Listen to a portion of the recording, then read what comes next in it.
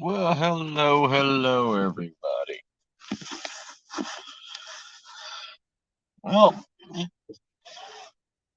eh, oh man, sorry. Uh, let's.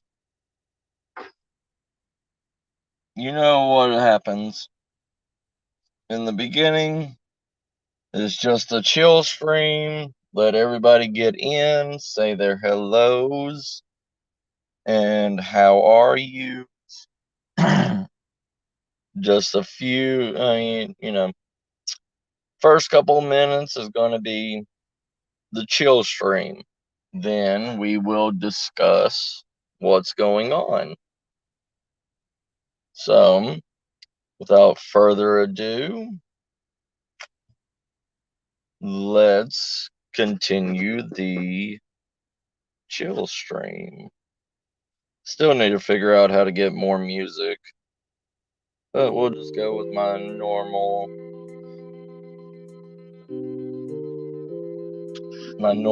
feel music.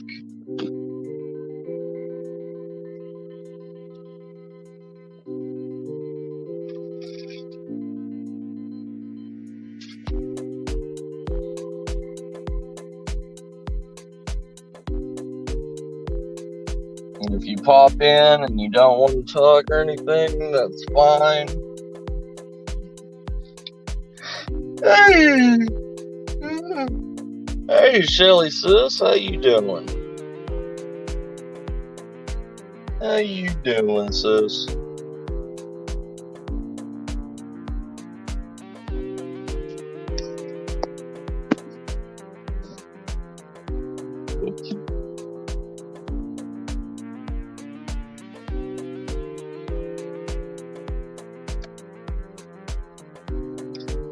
Oh, so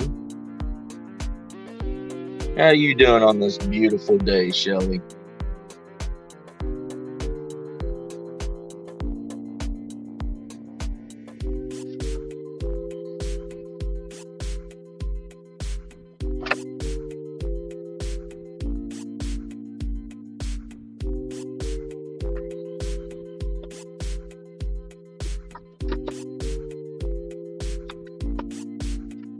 Sorry, I'm looking up pull behind campers and everything. Trying to see if there's anything that would be a good little pull behind bug out vehicle. I know I got an RV, but I'm trying to sell that RV right now. There's too much work and too much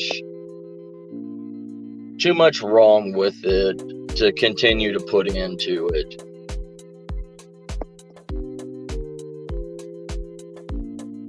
Oh, nice.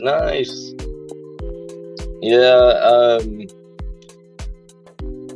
Steve got a hold of me on Twitter chat and everything earlier today. I sent him a message back and everything, and hopefully me and him can set up a time to do a live stream together. Hey, Uncle Al, how you doing? I haven't talked with Steve in a long time. Hey, Paul, how you doing?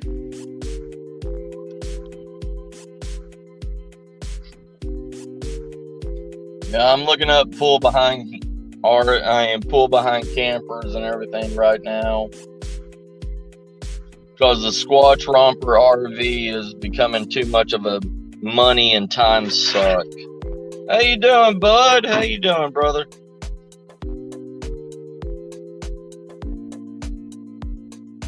Nice, Shelly. Thank you.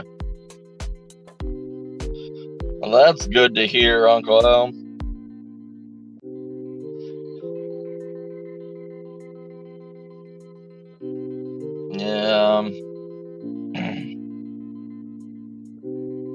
How you doing, bud? I just picked up six roofing tar 20-gallon containers from Home Depot for a penny a container. I spent 6 cents for 6 20-gallon containers of roofing tar.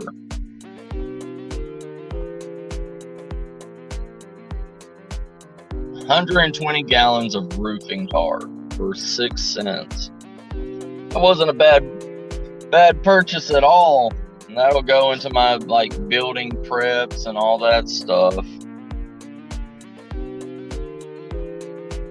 Because that's the one thing that's going to go out in people's houses and castles and everything after a certain amount of time is people's roofs.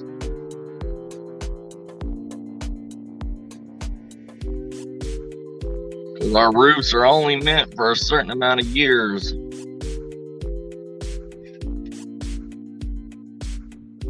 And most of our roofs are already on that last trek of their lifespan.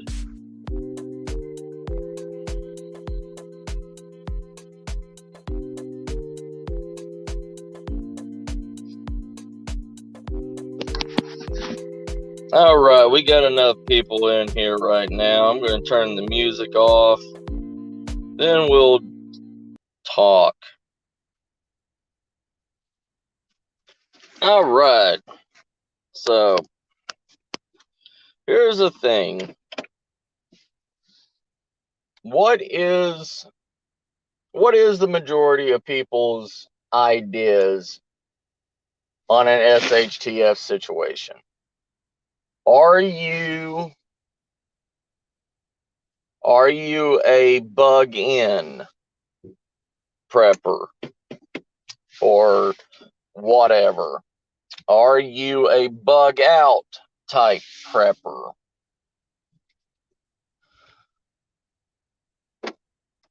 Is your castle situationally prepared for any situation? Is your bug out location set and planned and prepared for the for the situation that's going on?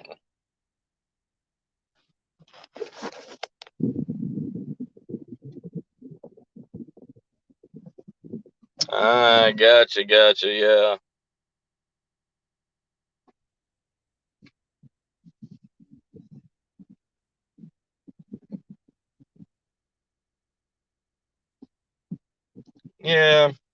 Yeah.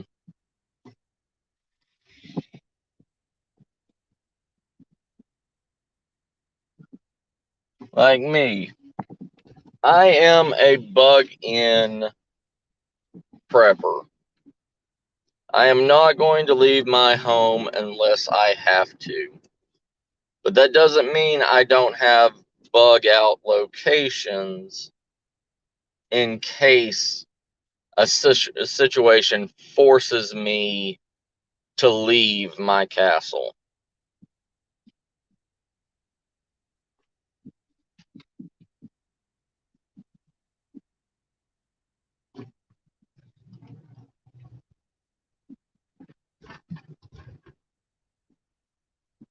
Right, Shelley. And see, that's the majority of people. You know, majority of the population doesn't even have enough groceries to last them till the following week. Even though they have plenty of space and everything, they do not have the food or drinks or anything to last them until next week. Most people in this society only buy for a week at a time.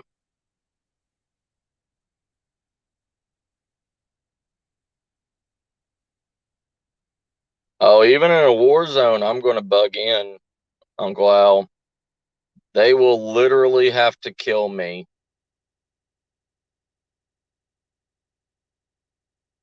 Tornadoes, since my area, I don't really have to worry about tornadoes or hurricanes. Flooding, I do have to worry about, but I'm on enough of an incline on my, because I'm in 100-year floodplain on my land, but I'm in a high enough elevation that I've had almost 20 foot of water flood out my whole entire bottom portion of my land. So I couldn't escape or anything. I couldn't get out if flooding comes. So I would have to bide my time and hope that the water would rush fast enough to be able to drain out quick enough. Oh yeah, I've been watching Ukraine, Uncle Al. But the thing with the Ukraine, a lot of their situations is they have packed into tight cities. Like what was happening when they hit the natural gas line, you know, those people, they couldn't even escape. They were literally having to bug in, protect their windows, tape the windows off, and hope that that poisonous gas would not get through and kill them. That's another situation. I mean, with those kind of problems, it mostly hits and affects big cities. Like where I'm at, I'm far enough away from the big cities that I don't have to worry about any major threats. I'm too far out in the country for any hostile, say like hostile army or anything like that to come out and get me. I mean, there's nothing out where I am.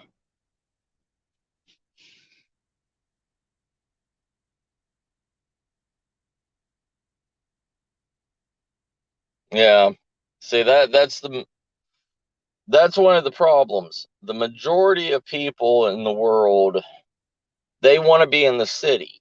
They want to be beside everything and not be in a rural environment. But there's also pros and cons to every situation.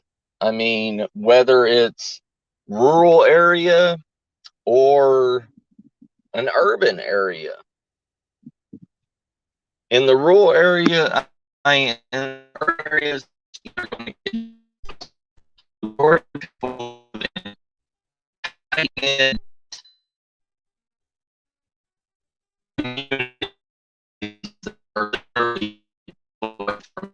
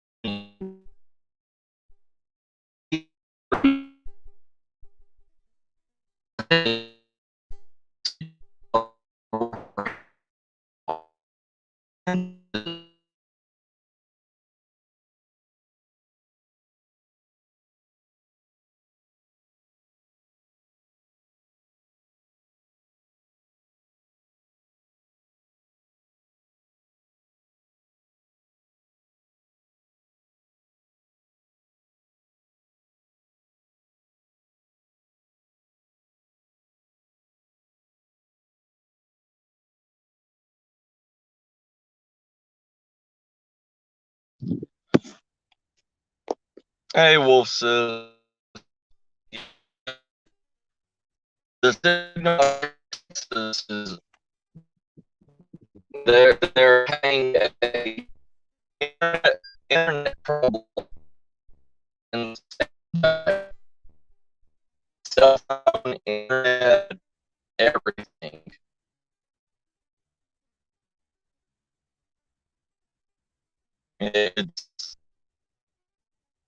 It's a bad connection. Crap. Get out of the car. Let me see. Let me see what I can get if I have a better signal.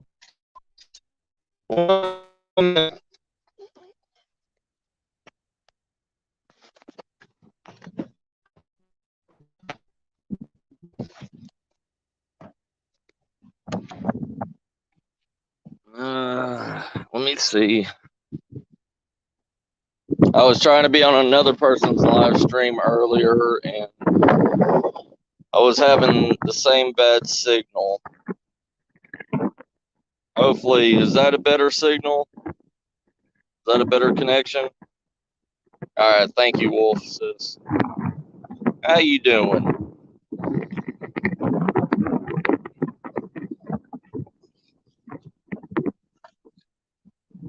So, the majority of everybody live in communal cities. The majority of humans, even though they hate humans, humans hate humans, yes, but humans want to be around humans. That's why cities get so clustered. And that's what's going to happen to a majority of people. They all live in big cities.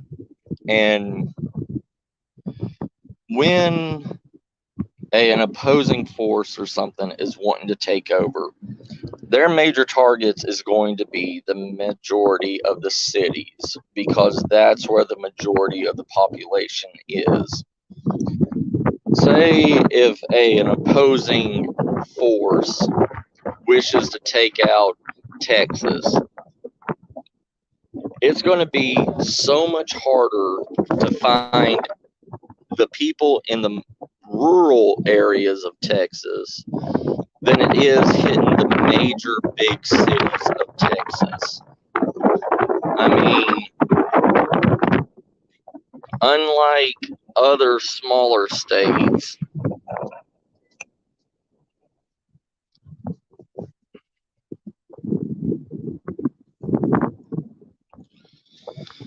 oh, all right, Uncle Al.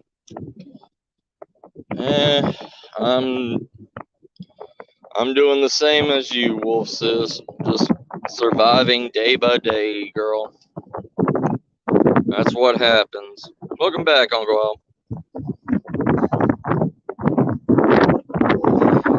Like here in Texas, the majority of the things that they're going to hit an opposing force or something is going to be the major cities like San Antonio, Houston, Dallas, places like that.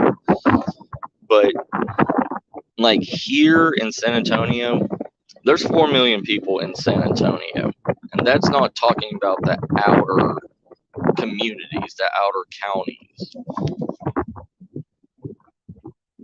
Thank you, Uncle Al. But like here in Texas, getting to the rural areas that have limited amount of people in it and limited amount of, say, grocery stores and stuff like that, like where I live in Comal County, there is almost 200,000 people, but it's also an hour to an hour and a half to get to where I am from San Antonio. An opposing force wouldn't worry about coming to Comal County outside of San Antonio, because There's so many people out here that they would literally starve to death before they have to worry about anything. Like where I live, there's only two grocery stores. There's a Walmart and an HEB, and both of them are small grocery stores. So if they hit San Antonio and destroy San Antonio, that means we don't get supplies. We don't get distribution out into the rural areas that we need to survive.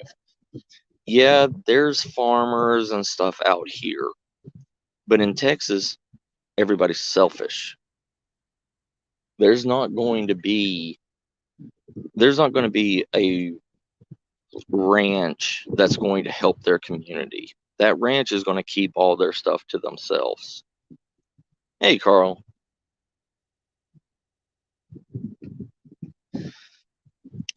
There is no community anymore. There is no help your neighbor. Everybody is in this day of age, all the older generation are dead or gone. And now it is people in my generation and younger that is now taking over these things.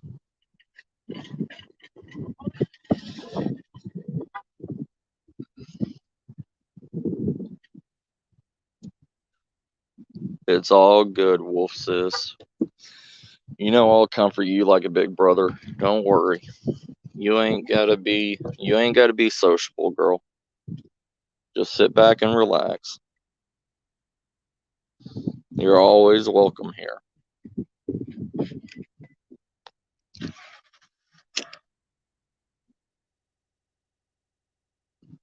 But the older generation was raised to help each other. And also, the rural areas are so far away from the major cities. It's not like a small city like say Tennessee. Tennessee, you could drive 2 hours and be at all the major cities. You could hit Chattanooga, destroy Chattanooga. You could drive 2 hours and hit Memphis, destroy Memphis.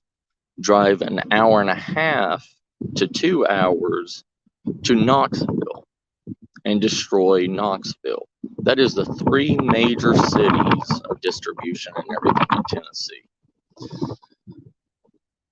It's not like here.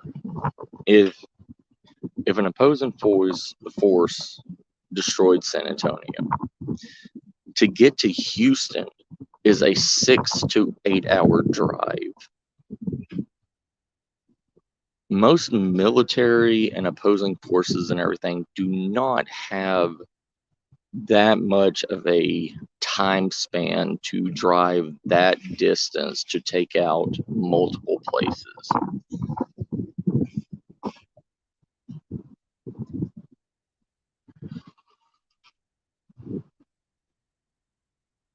Right, Shelley. See, don't get me wrong, Shelley. There is still good people in this world. But the majority of the good people are dead. And the last remaining stronghold of good-hearted people, they're not able to teach that to their next generation because they are raised up in cities. They are raised up with technology. And all of us have been on YouTube for so long that we know how humans act when they're not supervised.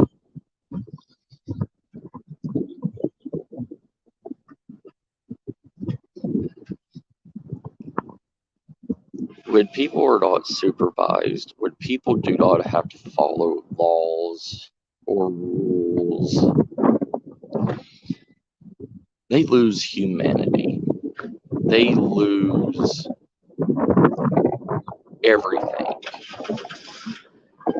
You could have the nicest person in the world that you think is the nicest person in the world. But when something traumatic happens to them, oh yeah, well, I know that. I know they will be. They will either kill themselves or kill each other and wipe them out. But in that craze of them doing that, we as individuals that are trying to get away from it are literally caught in the middle of it.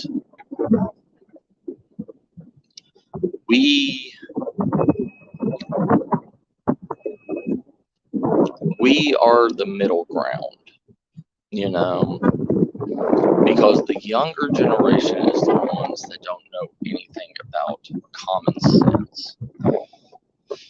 They play too many video games. They're on the internet all the time. I mean, if it all we need to do is cut off the internet and cable TV and everything, and we would have a world riot going on.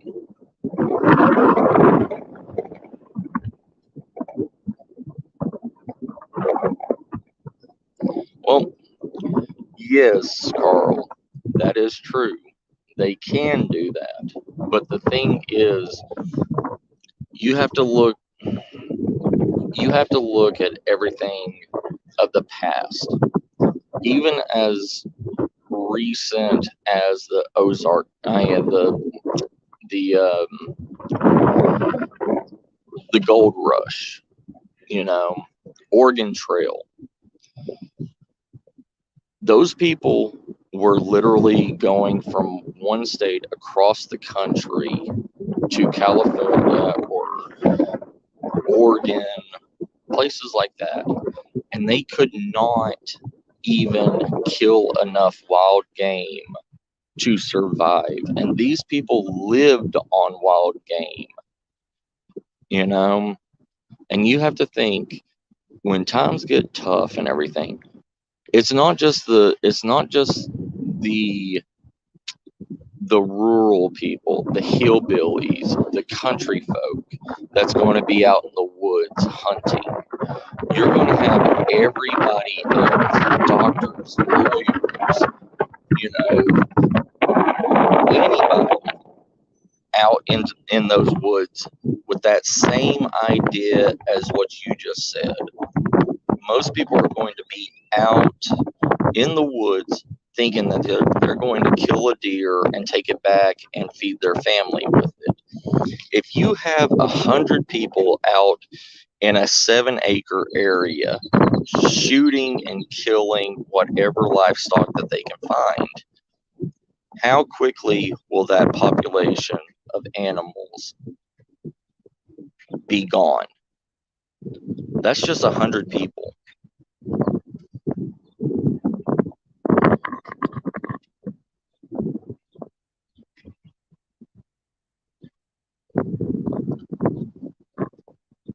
Yeah, Uncle. Most people died on those trails, but it wasn't just from lack of food. It was also from other sicknesses, you know, because they were humans that could not get medicine. They could not get medical treatment to take care of themselves. So if somebody went out hunting and fell off of a cliff or something like that, scraped up their leg or had to have surgery or broke a leg or something like that, they mostly died from those scenarios instead of lack of food, because we had plenty of resources at that time because our population was so small. But I mean, we had buffaloes just roaming wherever, until the railroad came. Then after the railroad came, we slaughtered thousands upon thousands of wildlife and animals.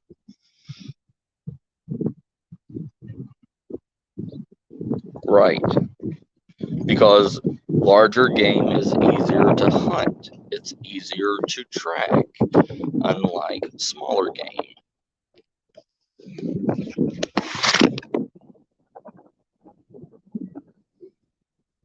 Everybody, but you are going to have an incident where everybody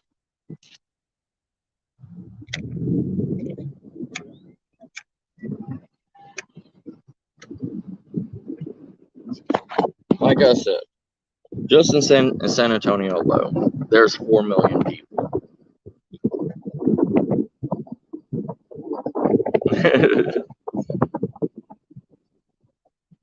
Thank you, Wolf. But you have to think, there's 4 million people in San Antonio.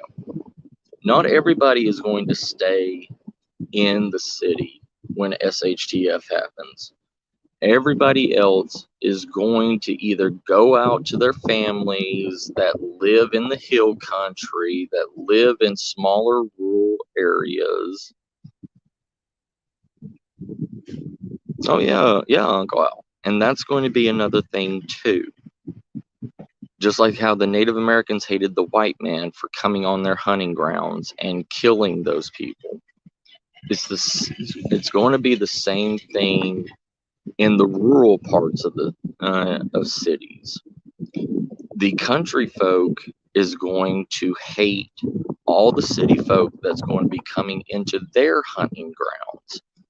So now you have the residents of rural areas against urban folk.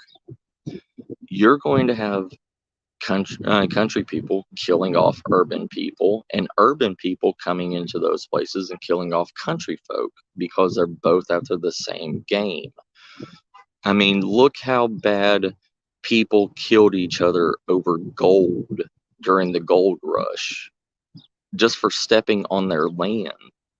And that's what's going to happen again.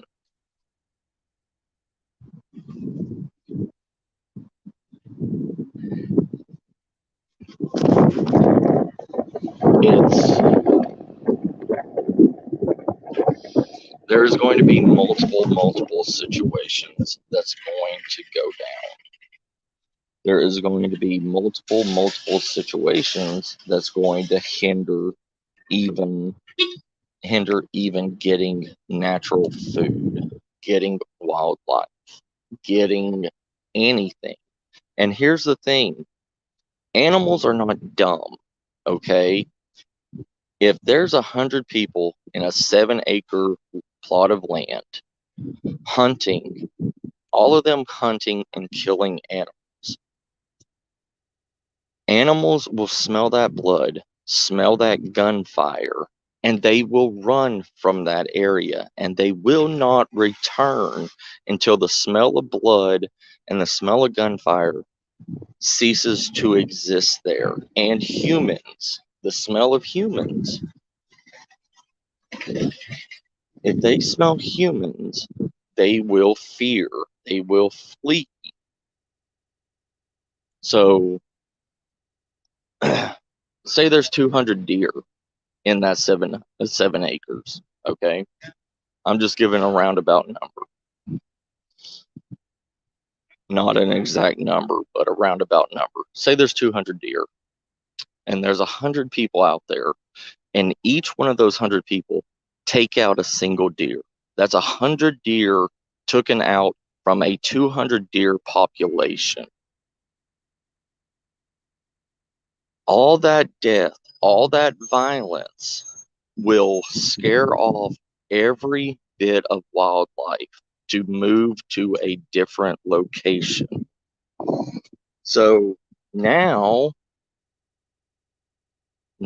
instead of you have an abundant source you having an abundant source of food for, say, a small community, now you don't have that.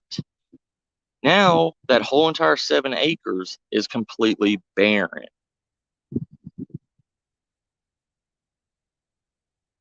Oh yeah, yeah, Uncle Al.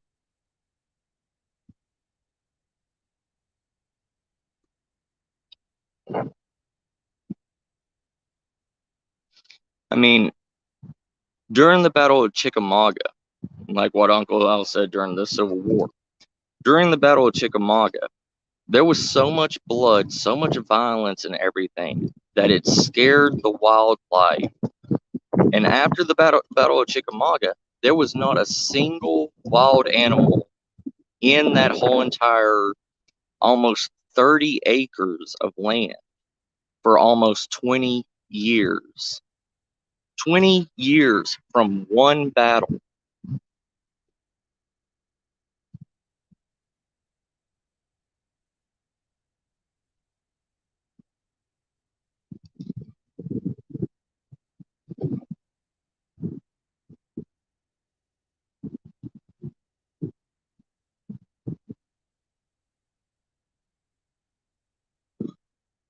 Yeah, I haven't done much research on it, Carl, but I've heard about what you're talking about. But the thing is most people in Chickamauga, Georgia, because they could not get meat, because they could not get wildlife, they reserved to gardening. They changed all their cotton fields and everything to mass gardens. And even then, after the North took over, the Northern Army still had a land tax on them, a war tax on those residents, that they still had to give almost 60% of their produced vegetables and everything to the Northern Army to continue the war front.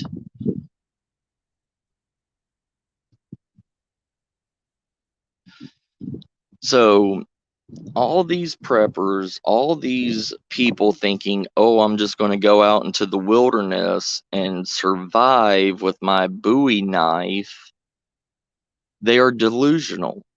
They do not understand the way animals and nature work.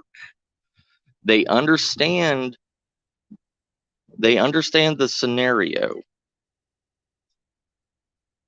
but they don't understand the experience. They don't understand the after effects. Hey, Huga.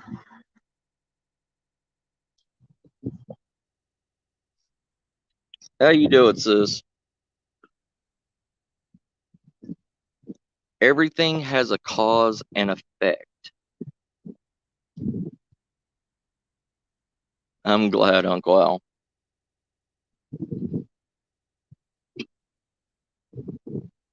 Everything has a cause and effect. Everything has more of a repercussion than it does a situation. Than it has a, what's the word I'm looking for? A outcome, a good outcome.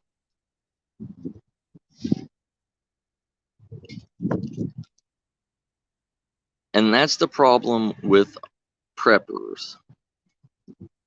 Preppers are just as bad, just as evil, just as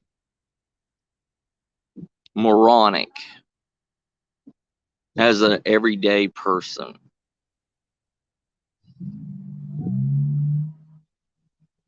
All right, CR. How you doing, CR, brother?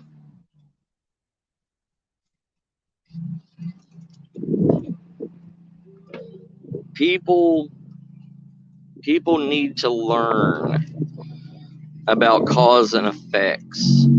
People need to learn that what they do in a SHTF situation not only affects themselves, but it affects everybody.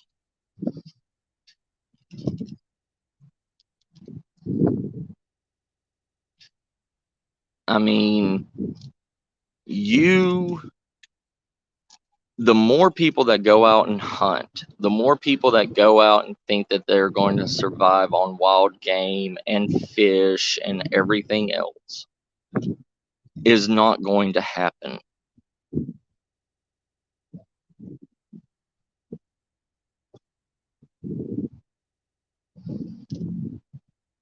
Oh yeah, Uncle Al. Yeah, I know. I see it too. I see more and more people out in the wilderness trying to learn basic skills and all this stuff. And the thing is, most of them are city folk. Most of them are people that have name brand, top of the line hunting equipment or survival equipment. Yes, yes, Uncle Al, surroundings, yeah.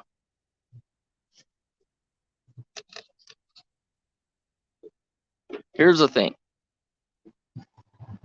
If you go out, because you see all these preppers, all these survivalists and everything, they go out and they will catch 5 or 6 panfish in one fishing go.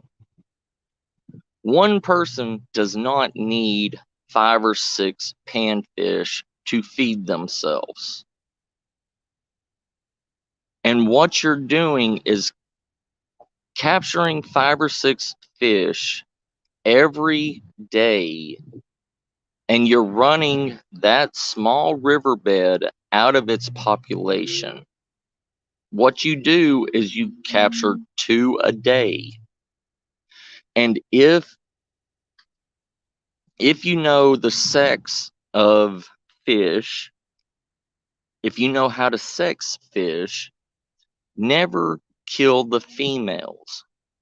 Always kill the males, because even in the wilderness, there is more males than there is females. And all you need is one male to repopulate.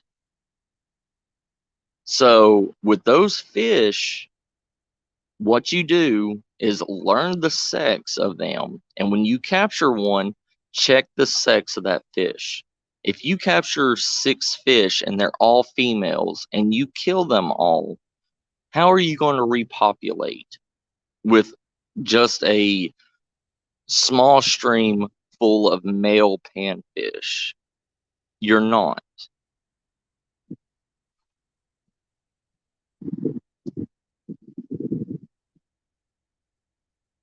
Right, Huga. Right, sis. Leave the females alone. The females is what you need to repopulate anything. Even in an SHTF situation, you know females are going to be worth their weight in anything more than men are.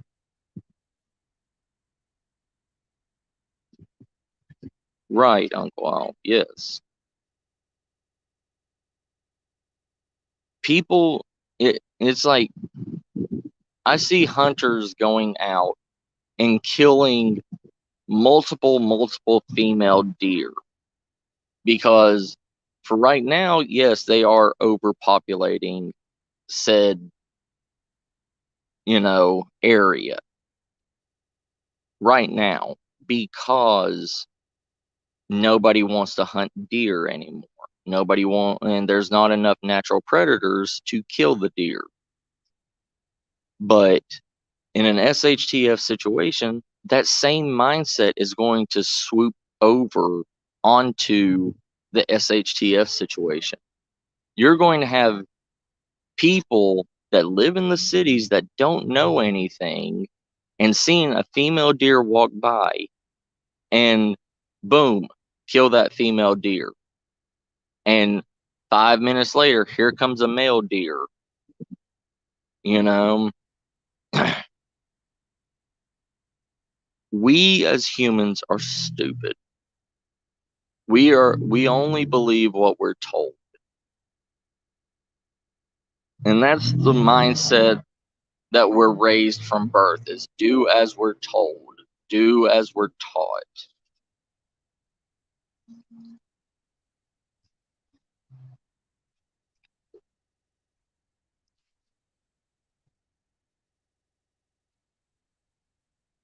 Right, Carl, yes.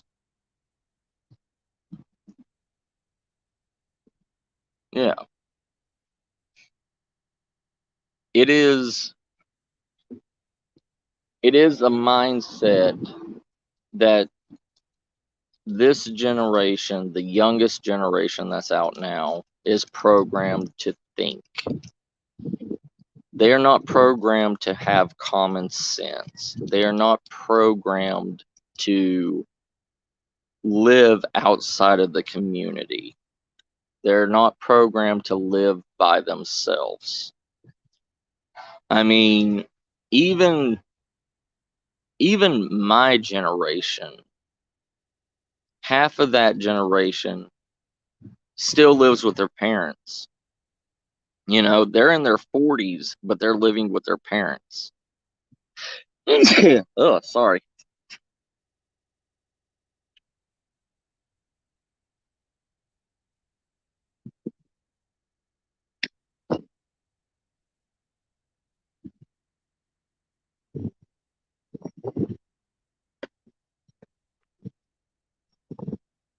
Right, Carl. Yeah.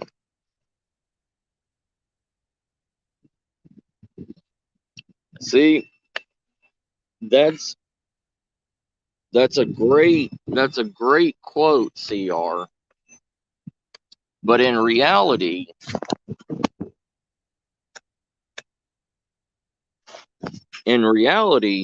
humans of today do not have that mental concept to be able to learn and adapt and change.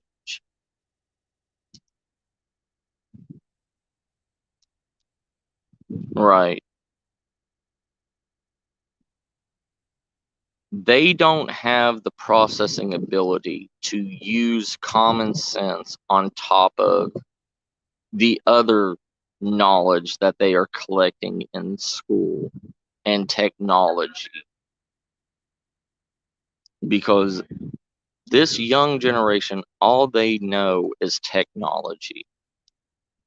None of them have ever set foot in a Boy Scout or set foot in a campground. I mean, hell, even when you mention the word camping, everybody has to have a camper or need a log house or need something of society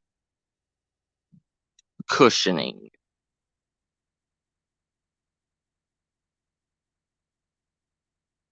Yeah, what is it called? Jidz or whatever. I mean, they're the ones that came out with the name glamping, bringing all modern technology and all modern comforts to the woods to live.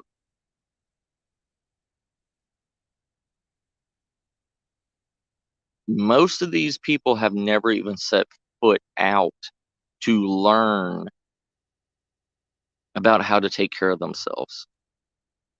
Why do they need to do that when there's an RV campground that they can just go and hook up their camper to and have fresh running water and have electricity and heat and not have to worry about making a fire outside or hunting for food because they have a refrigerator that is packed full of food in that camper.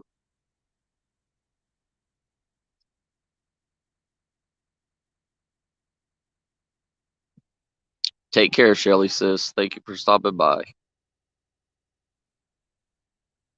Hey, Iron Fire Girl, sis, how you doing?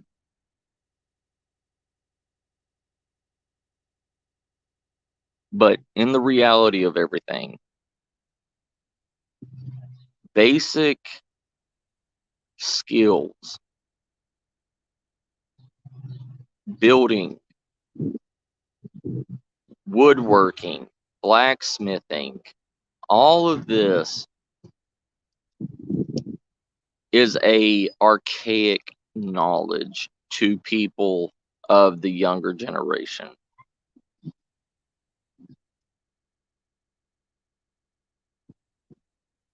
See? Even Iron Fire says glamping. See?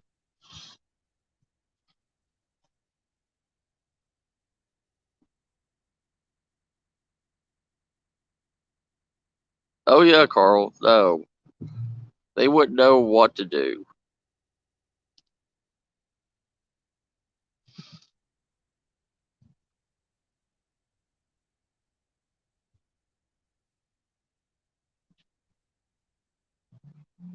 Right, CR, yeah.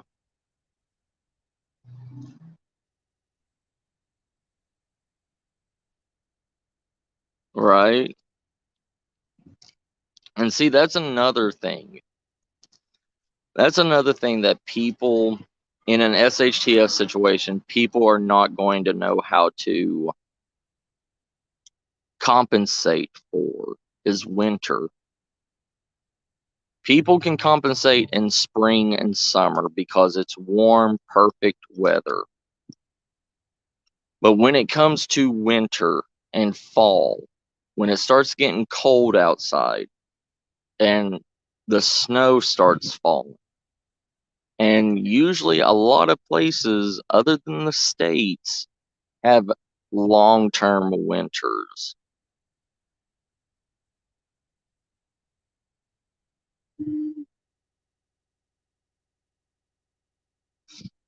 Most people do not know how to survive.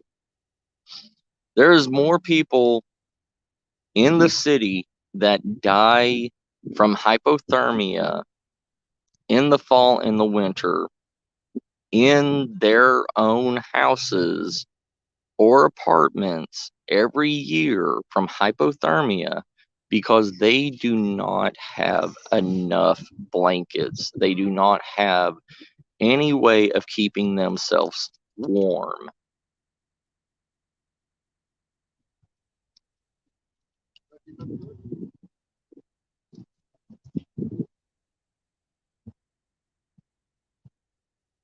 Yeah. Hey, Drop, how you doing? But in reality of everything,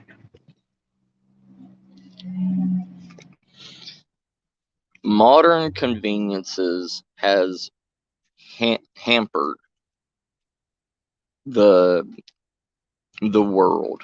It has hindered the world to a crippling knowledge.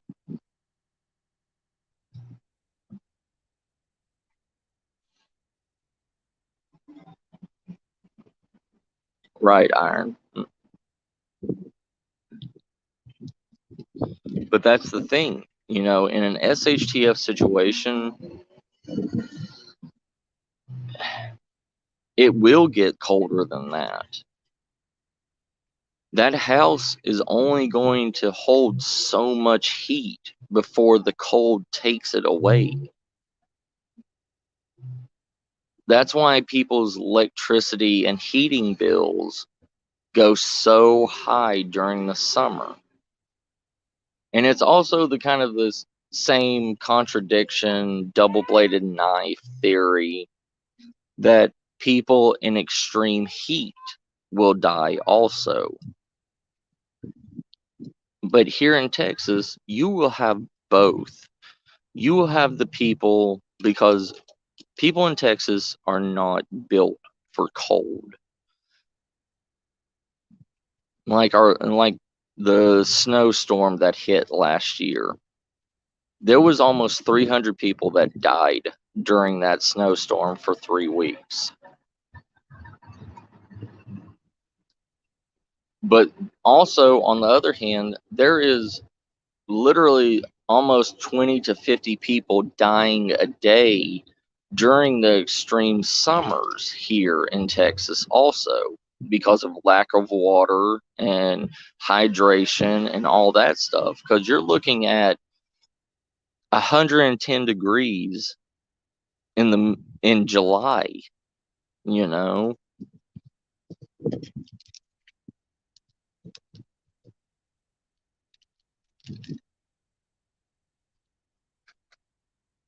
Oh yeah, no, it'll never be fun in an SHTF situation drop, in no situation, because modern conveniences have pampered us.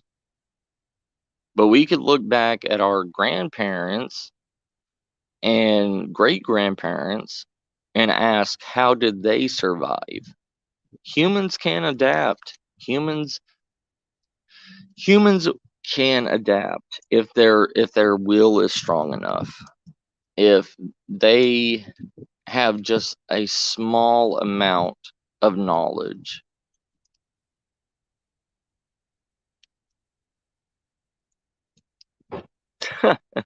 Iron.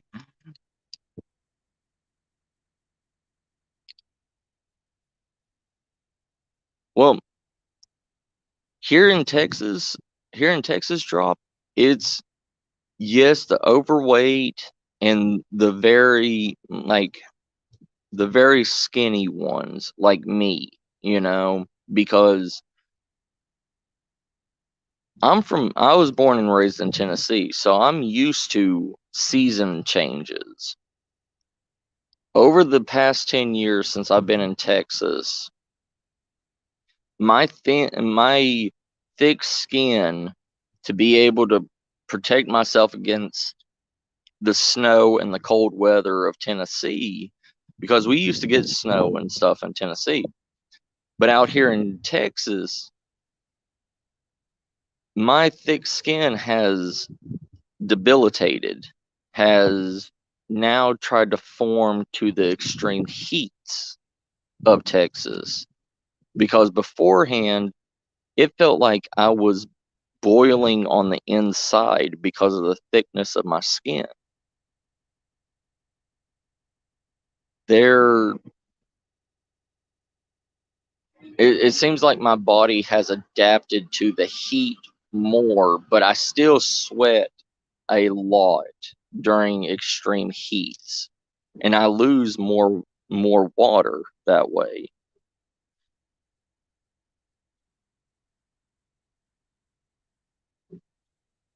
Yes, they are. Yeah.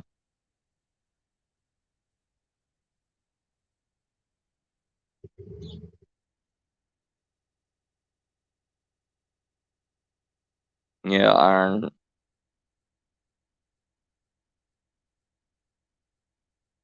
Yes. Yeah. But you have to learn through trial and error to know that stuff. You know what I mean? Unless you are literally in that situation all the time. Um, if you, like most people, if they come from Texas and they move up north, say to to Minnesota or Canada, they don't have the knowledge to be warm, how to keep your house warm, how to keep your area warm. And even on your warmest days in Canada and stuff, it's still freezing cold to people from, say, Arizona or Texas or Nevada.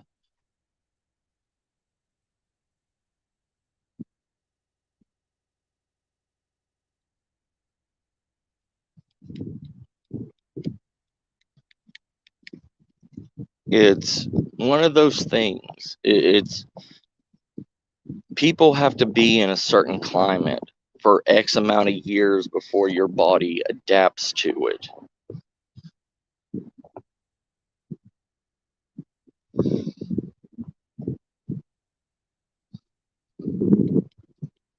Right, Iron. Right.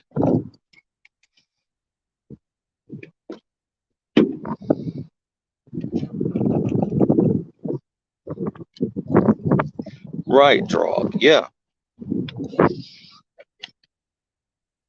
And also you also have to take in humidity. You have to take in dry heat, humidity, heat. You have to take in multiple different versions of heat. Like there's multiple versions of winter also. There's wet winter, there's dry winter, there is what is it called? The non-contact winter, where the wind doesn't blow through you.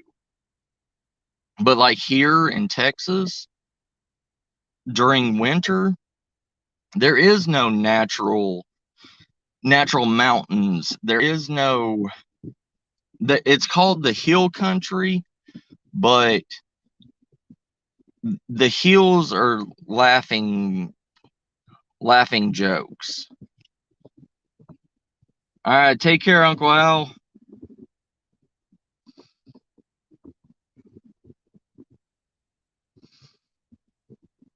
But like here, when winter comes, the wind is so harsh and so cold that it blows completely through you like blades of glass. And you cannot keep your body heat circulated because there is nothing, no natural surroundings to block that wind or to deter that wind. So a lot of homeless die every year because the wind, not because of the cold, but because of the wind force and how cold the wind is.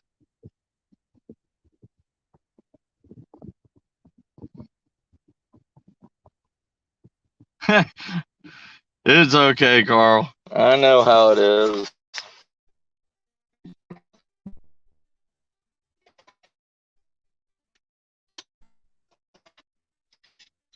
Right, right. So that's another like nature, you can never predict nature. Oh wow. Yeah, see that most people in Texas would die. Like they would be literally even in 36 degrees Celsius, they would be wearing a parka. They would be, yeah, 95. Yeah, that's still cold to them.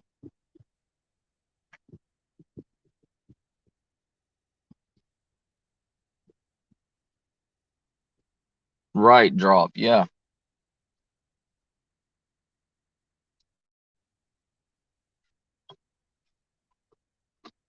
That's why wind turbines are coming here to Texas is because of the wind. There's nothing that stops the wind.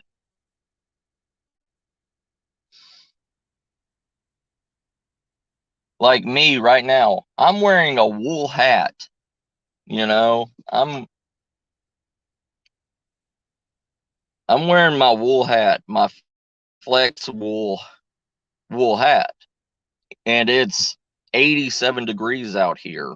And I still see people wearing jackets out here because of the wind is blowing so bad.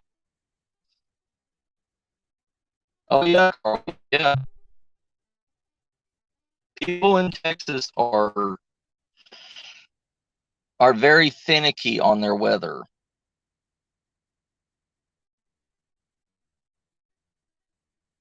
Oh yeah, Drop, yeah. That's how fast the wind gets out here, around 35, 40 miles per hour out here. And that's what we have to deal with during the winter and also at the beginning of spring when the spring rains and everything start coming through.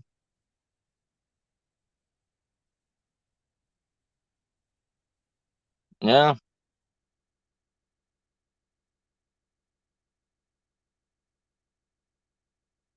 Yeah, Carl, that's what I'm saying. Like, that's why I tell people, watch out when you bug out, because you don't know, unless, say you're going to move from one state to another state. When you bug out, you don't know anything about that state because you don't live there. You think you're going to survive. Say you move from Texas to, I don't know, say you move from Texas to Georgia, okay? Say you bought a plot of land out in Georgia and you made a bug out location and all this stuff out there. All right. Well, you only went to Georgia to go and purchase that land. You have never even lived out there. You don't know how it is. And that's what's going to happen to a lot of bug out people. They they are going to move to a different location in a different state or a different part of their ecosystem. It's just like here in Texas. There is 4 biomes in Texas. In southern part of Texas, there is the desert region that is desert. It's hot during the day and it's freezing cold at night. Central Texas is, you get some seasonal changes. You get some greenery, you get winter, you get winter and you get heat. And their winters are usually about 40 degrees. Northern Texas, North Texas, you have a whole entire different biome. You actually have seasonal changes there. There's even snow in North Texas. East Texas, East Texas, going to Louisiana and stuff, you get more humid summers. You get more rain out there. There's more water out that way too. Right, drop. Bugging out is always the last resort.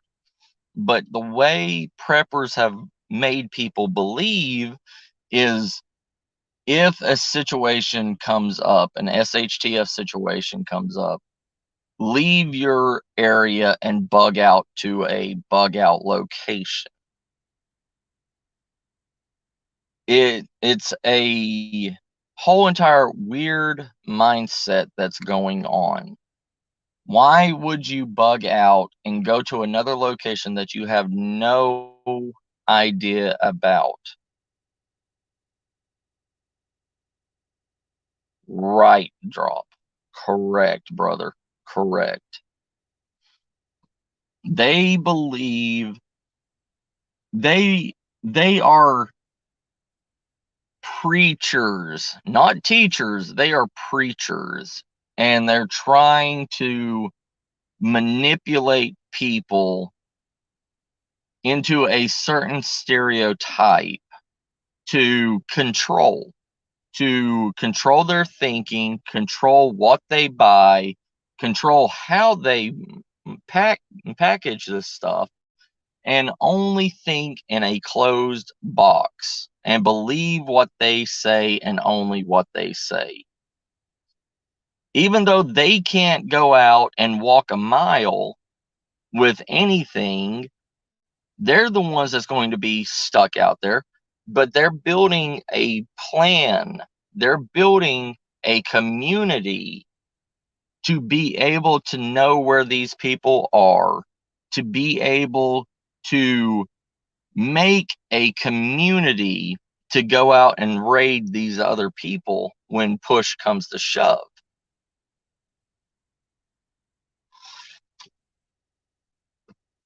Like Al Capone.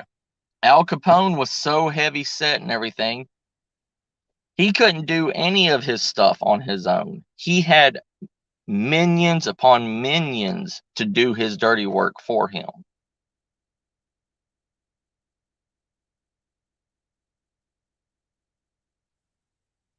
Right, drop. They haven't. There was one YouTuber that I was subscribed to for years because I liked his way of thinking on making bags. But the thing is when I actually saw him, he was a overweight man in like his 60s. All he did was just make bags, and he got challenged to go out and show what one of his bags can do, because it's easy to preach. It's easy to do like what I'm doing. It's easy to sit here. It's easy to sit here and tell you what to do from my mind. But he took the challenge. He went out, he walked probably about a mile, and he was with one of his friends, and he's like, where do you all want to camp? What do y'all want to do? Do you want to go up here on this, ledge and camp and set up camp and everything? And the guy on the channel said, no, I can't make it up there because I have a bad knee and I can't make it up those rocks without hurting myself. So right there, he was already out of breath. He was already almost out of water, everything, because people don't practice. I mean, I practice what I preach. I mean, look at my back. My back has all my gear in it. My get home bag, my bushcrafting bag, all my stuff I need is here with me. I have more at my house, but this is all the stuff that I need that I can throw together and get home.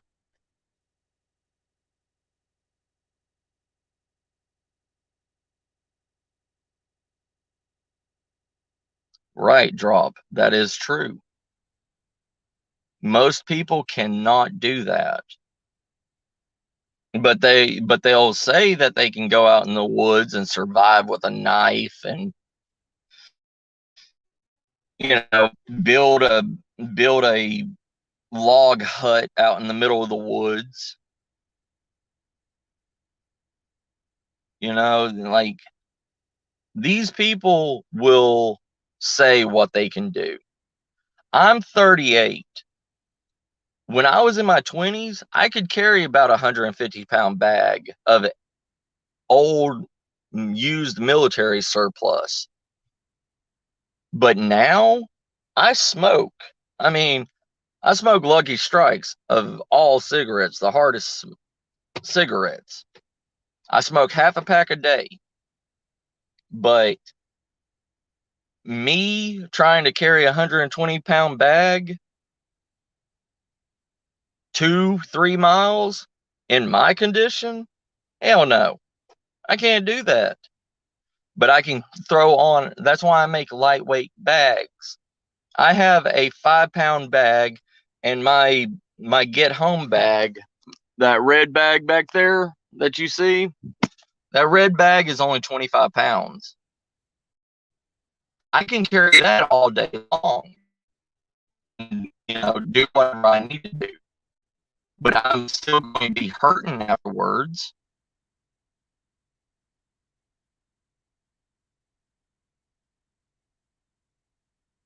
Yeah, CR, you ain't gonna see any of us do that, brother.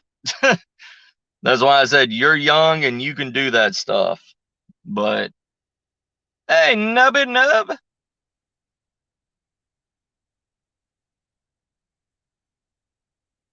I carried 125 pounds in a backpack, nubs, because I was carrying old military gear. I was carrying a military pup tent that was like 5 pounds. I was carrying my um not Molly, but Alice pack. That bag by itself has a all metal holding unit on it. That holding unit, yes, it's made out of aluminum, but it's also 10 pounds. So that was 10 pounds that was strapped on my back. Then I had my clothes. I had everything. That 125-pound bag, I could go out in the woods and I could stay 3 to 4 days with that packaging. That's the only reason why I carried 125 pounds.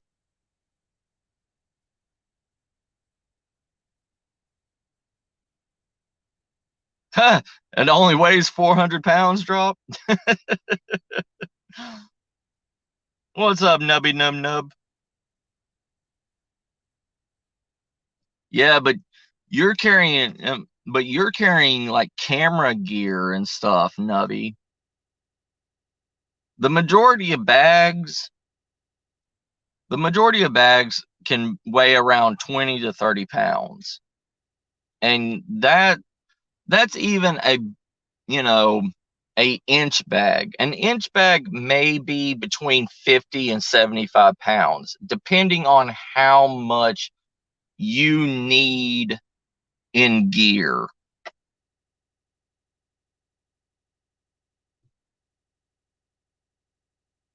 It's easier if they're naked iron.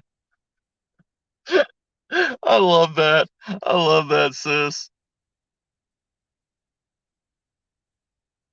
Yeah, yeah, iron. 75-pound bag. Yeah, that's the give or take between 50, 75 pounds. Um, but most people overpack because they don't have the skill set.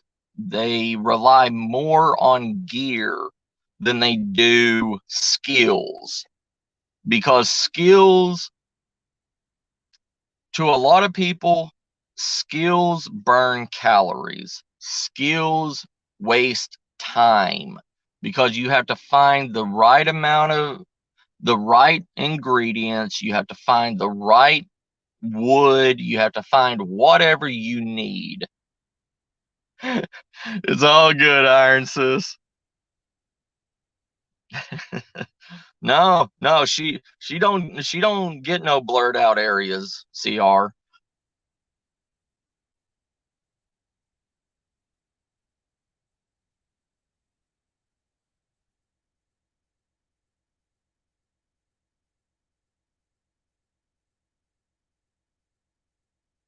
Yeah, Drop. Yeah.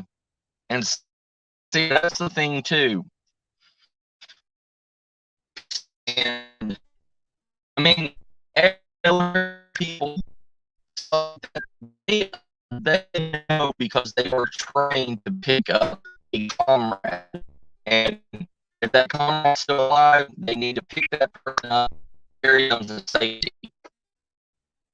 But in reality of that stuff, most people are going to be lone wolves. Because in an SHTF situation, you cannot literally trust anybody. People's mindsets change. People's mindsets take over reality. Especially when you start rationing food, especially when you bring them onto your land.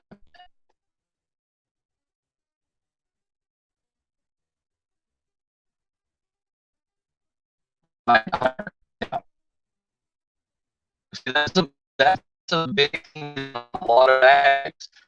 It's food. I mean, even dehydrated food weighs weight. I mean, you're not ever going to find something that is just not, that doesn't have a weight to it. There's like all this titanium gear and everything that people make.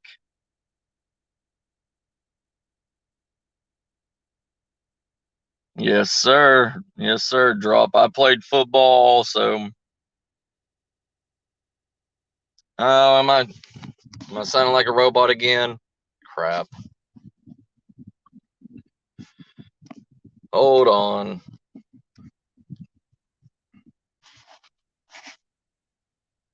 Could be. Give me a second.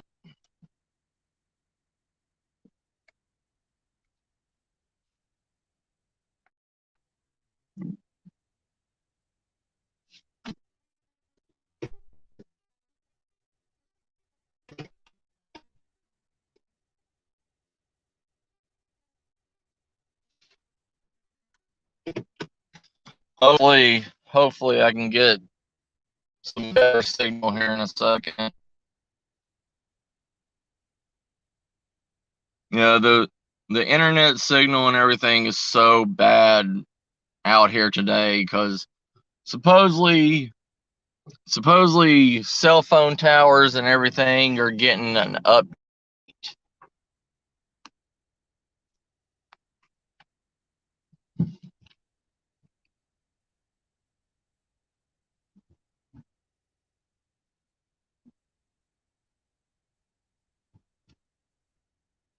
Okay, can you hear me better now?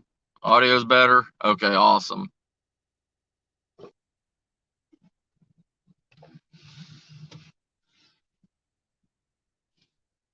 Okay.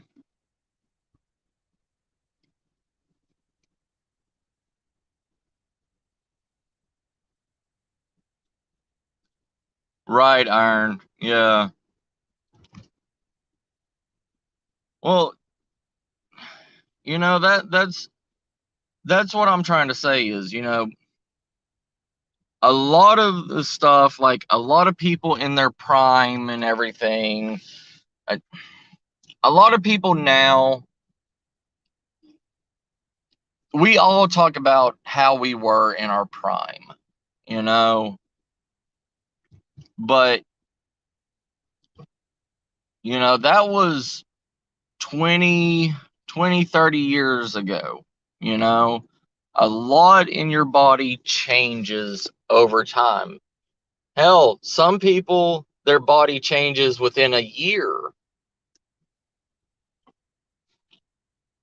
It's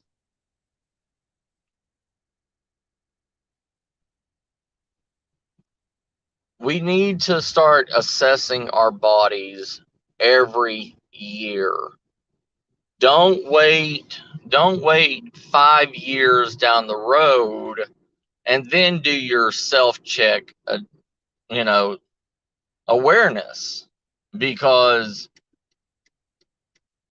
if you're a smoker or a drinker or you have to take medicine, look at the way that stuff affects your body every year. Especially if you haven't seen a gym in 10 years.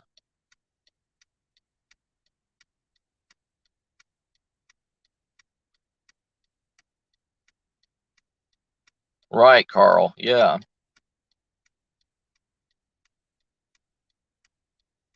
Nubby nub. I'm I'm with you, brother. I mean, I'm probably going to be a smoker until the day I die too. But I'm not as hardcore of a smoker as I used to be. That's one of the things that is going to literally kill a lot of people in the prepper community. And it's sad to say, but most of the people in prepper communities are smokers, are drinkers. We all talk about perfect health. We all talk about doing the right thing. But we will sit, I mean, don't get me wrong. Don't get me wrong. There is a lot of good people in the prepper community. But even CR can attest to this. Hold on, give me 1 second. I'm ordering McDonald's, like I'm talking about health right now.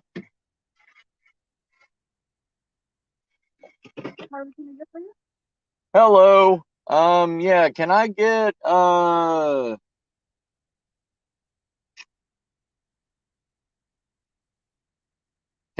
two McChicken sandwiches with no lettuce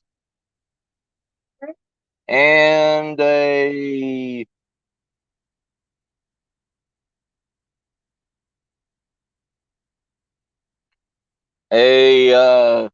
large unsweet tea And let me get. Do y'all do the basket of fries? Sure. Yeah, let me get a basket of fries. That'd be it. Thank you. Yeah, listen to me talking about health and everything, and I'm loading myself down with artery clogging McDonald's.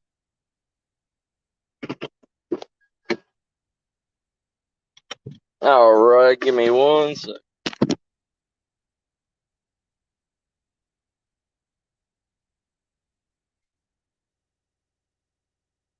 Here you go. But at least I know what sins I'm doing.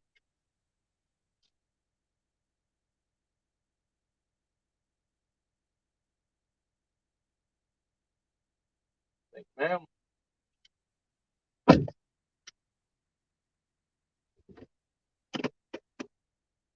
But at least I don't contradict myself. You know, I know my weaknesses. I know what's wrong for me. But the thing is I'm still young in a point. Well, in a way.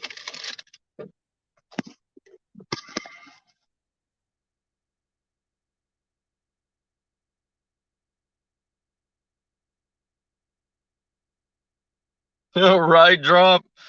Yeah. They do a basket of fries here here in Texas because go big or go home in Texas.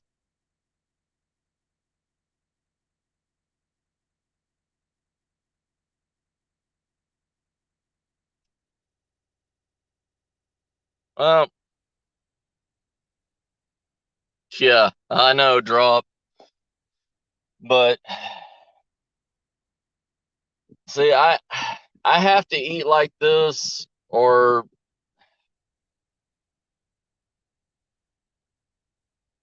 like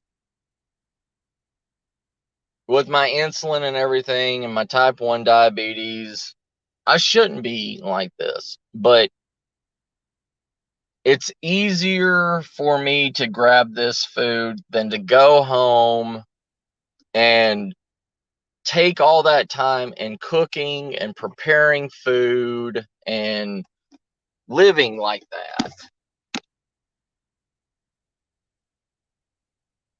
What the hell, truck? Get moving.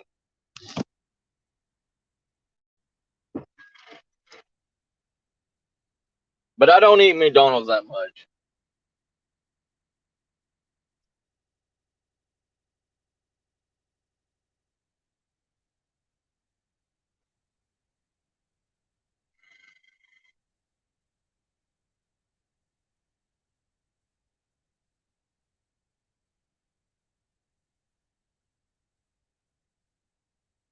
A poor car. I got in a wreck the other day and the motor mount's rattling on it. So I gotta wait until a repair shop is open and can take me. I can't sit here without putting it in park to get that rattling noise out. And if I go in and try to fix it and everything, that goes against the policy.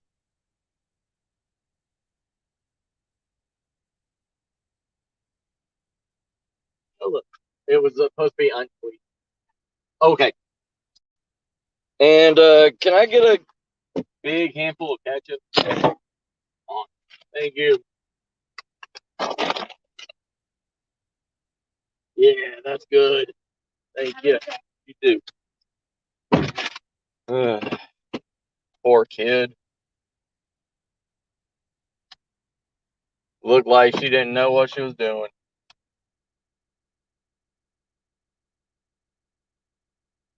Anyways, give me one second, Pete.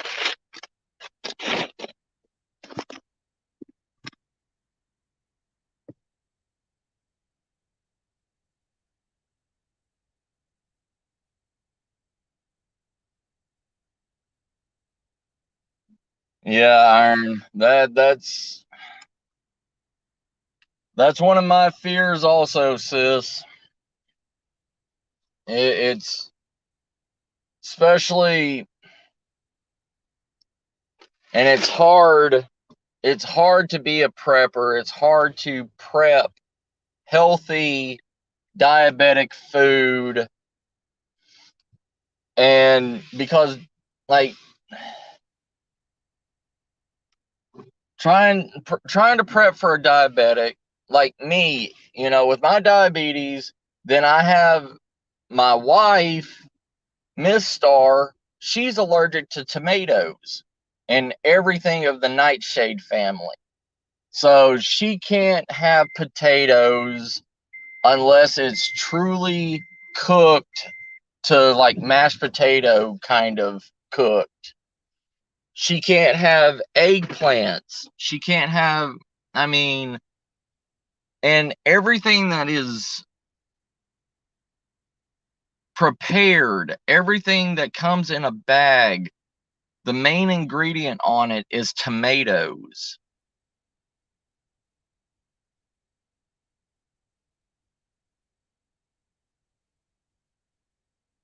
Yes, yes, drop.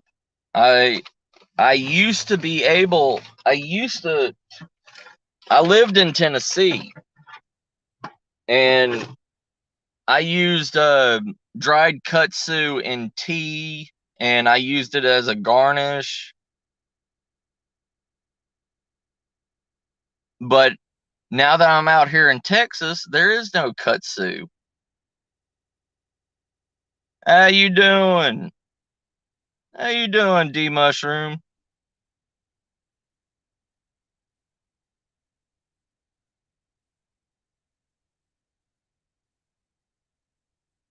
Yeah, I mean,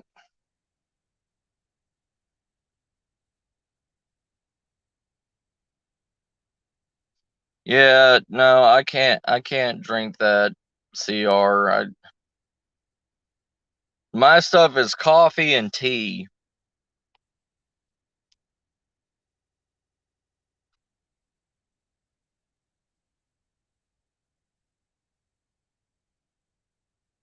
That sucks, Carl. That sucks, brother. But that's the thing.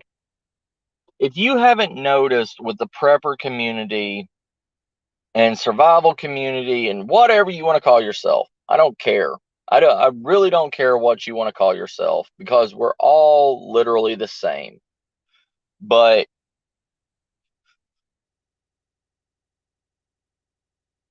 the self-health check, you need to know what you are getting into in an SHTF situation. If you have high blood pressure, if you can't have sodium, if you're on dialysis, if you are epileptic, if you have major problems, I'm sorry, but the truth is we are all going to die. We are just hindering the inevitable. Like me, I always have a year's worth of insulin on me, because I could go to Mexico, I could spend $150 and come back with a year's worth of insulin and diabetic supplies. But now, with the epidemic that's gone on, Mexico has closed its borders. So now I can't go across the border and get insulin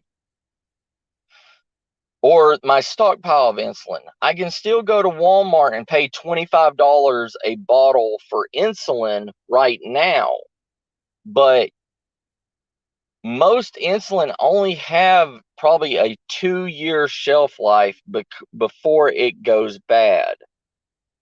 And the bad thing is they make so many batches with the same expiration date on it. And the thing with insulin is or any kind of like true medicine. It even goes for things like Advil, Tylenol, pain reliever medicine. Once it hit an expiration date, it loses its potency by 50%. But with insulin, on the other hand, because it's human made, it will clog and it will, how do I say, it will mold on the inside. And you can't take that without killing yourself.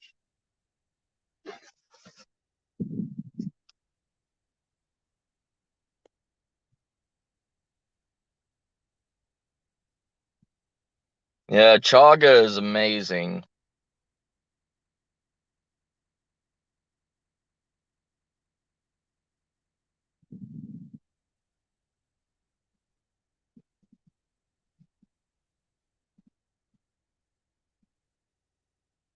Yeah, Iron Horse, yeah. I mean, put yourself in a diabetic coma and just go to sleep. Technically, yes, you're supposed to keep insulin refrigerated, but you can put it on a shelf in a damp, dark, a cool, dark place at room temperature, and it can still be usable.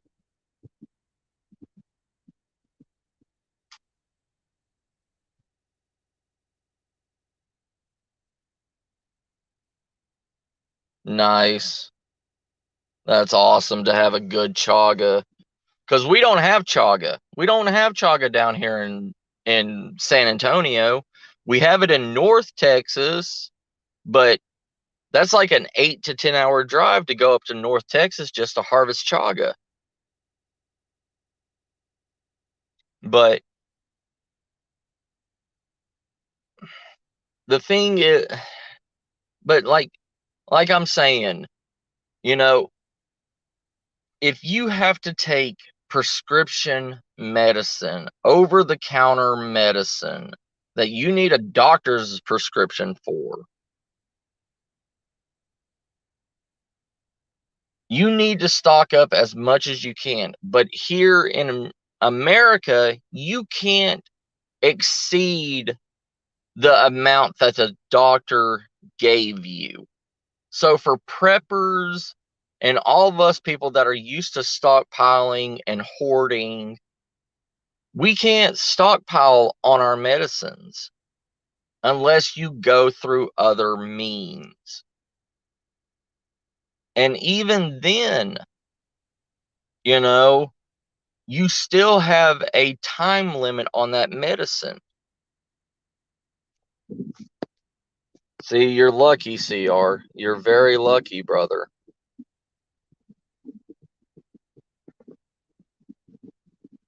Yeah, Carl.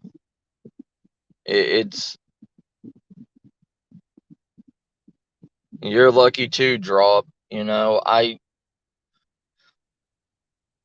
But for somebody that has to have something to live,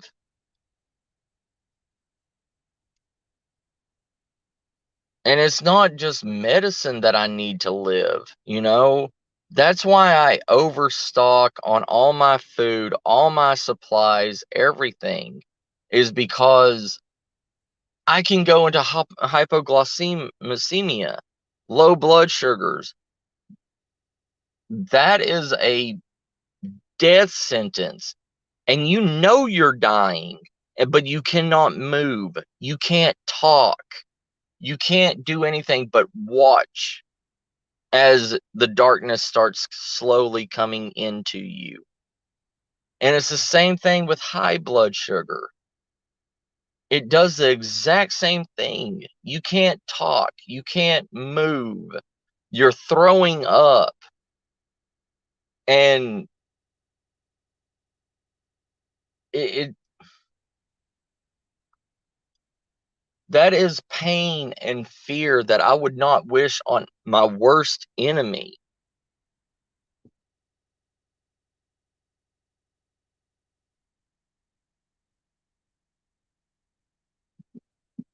Yeah, drop. Yeah. Oh, I know, brother. I know how much it costs. Yeah.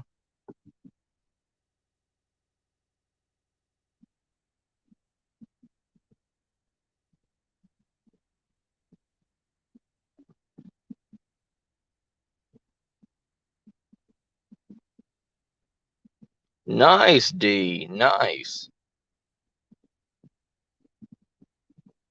Yeah. Yeah. It both hypoglycemic and hyperglycemic. They both can make seizures.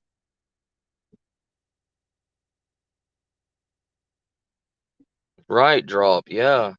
And that's the worst fear. That's the worst fear is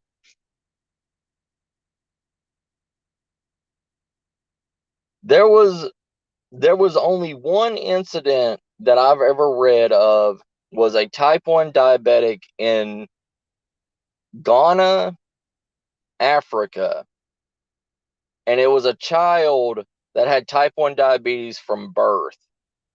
And he lived 7 years before he died.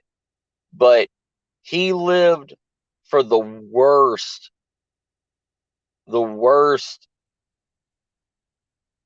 possible way possible. Like, he was constantly high blood sugars. They didn't know how to get him insulin. He would be seizuring. He was in a tribe and they thought he was possessed by the devil and everything. But this poor kid suffered for 7 years and then just died in his sleep. He choked on his own vomit. And I don't want that to happen to me. I would rather do. See, I can't even put myself into a diabetic coma to kill myself because I would still experience everything going into hypoglycemic episodes. I would still be awake and alive and slowly dwindling away into eternal sleep. But I couldn't do anything. I couldn't talk. I wouldn't. It's sad. Yeah, Iron. It is.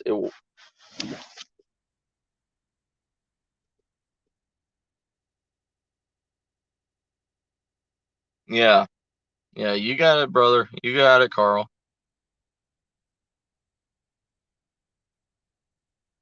Right, Iron Horse. And that's one of the worst diabetics, too.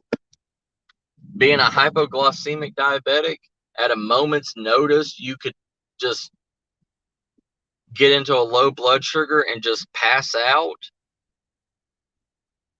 That is the worst thing, especially in an SHTF situation. If you have to go, say you have to leave your house and go on a scavenging mission, you need to go and find food resources or whatever, and you're stuck in the middle of God knows where, and you haven't ate all day.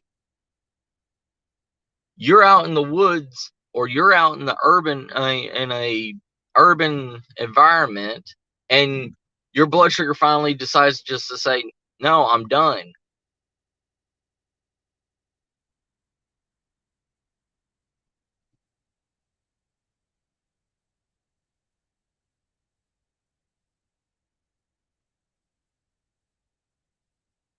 Oh, that's nice, D.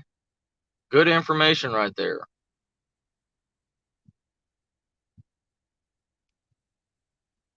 Yeah,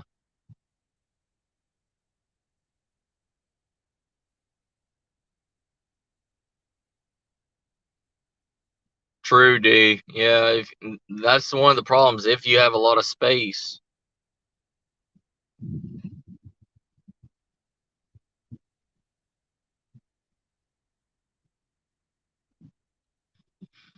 Yeah, Carl, but the only bad thing about that, the grass and the T cells and all that stuff. And what is it, from newborns, whatever cell that is. But the bad thing about it is you have to have damn good insurance and you have to have a lot of money for those procedures. Like just the medicine alone for those procedures is like almost $1,200 without insurance.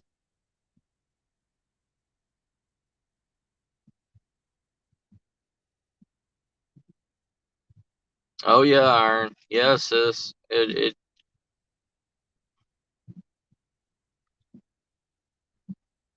the same thing with me, you know. Nice, D. Nice. See, I like having normal people and experienced people on my streams. That's what I like. Because if it was just all preppers on here, it if it was just a bunch of preppers and a bunch of survivalists and everything on here talking, who are we training? Who are we teaching? We're not teaching anybody. It's just a bunch of us sitting around playing who can piss the farthest with our knowledge. I don't like playing that game. Most of our channels need to be opened up to the normal individual that has no knowledge. We need to be the teachers. We don't all need to be together in one small confined group. That's why, like with my channel, I take anybody and everybody in my channel. Because there's a lot of people out there that want to become preppers, that want to be prepared for an SHTF situation, because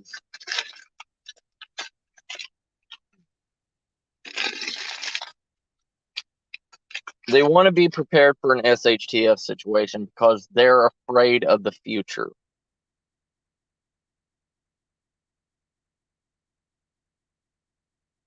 Ooh, that sounds good, Drop.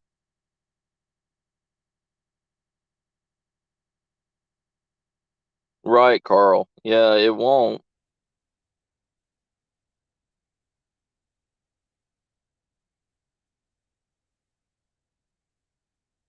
Yes, D. You know, I have that same kind of mindset, but also some of us, we forget minute things, you know, the very minute details of certain things, and trying to cover so many areas and not carry the gear for it. I'd rather have pieces of gear for every bit of knowledge that I know and use them when I need them, but don't have to carry them all the time, you know? Hey, Prepper, how you doing?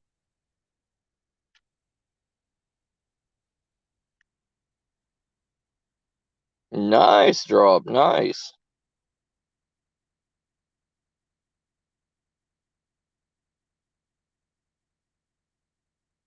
Right, Drop. Yeah, I learn every day from everybody also.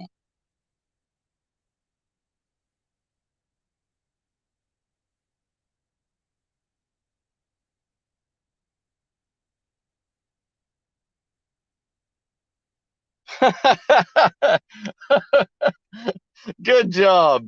Good job, Huga.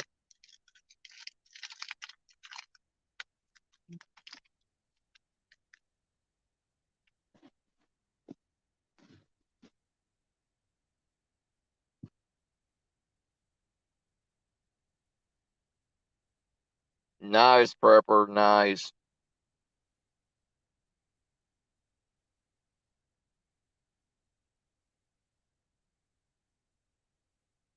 Right drop, yes. And how to, and with that is not only just be financially prepared, but also make the most out of small amounts of money. You can make decent kits, you can make decent bug out bags, you can make decent preps with secondhand gear, with Craigslist ads, with all this stuff.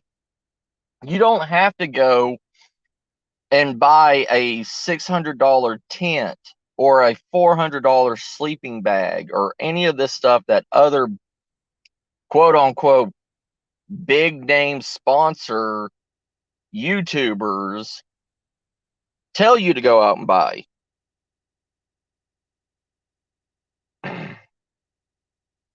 Nice, prepper, nice. Okay.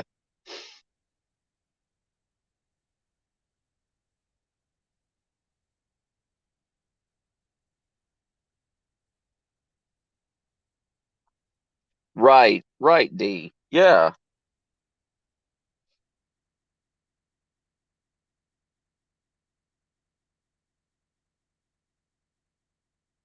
yeah, iron, yeah.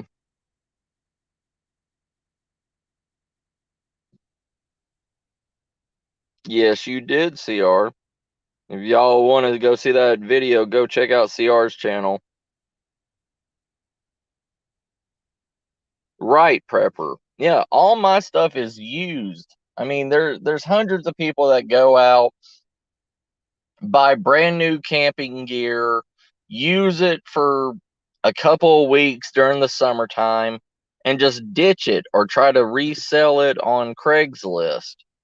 Yeah, it's been used, but it what for 2 weeks, and because they know they're going to go out and buy the stuff again.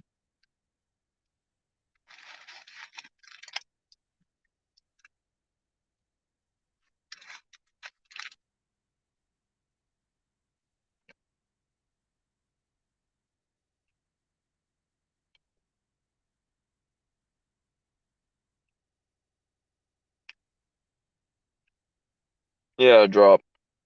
See,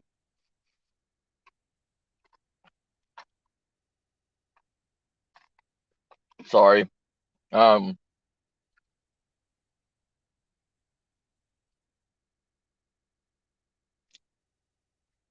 See, like in a real SHTF situation,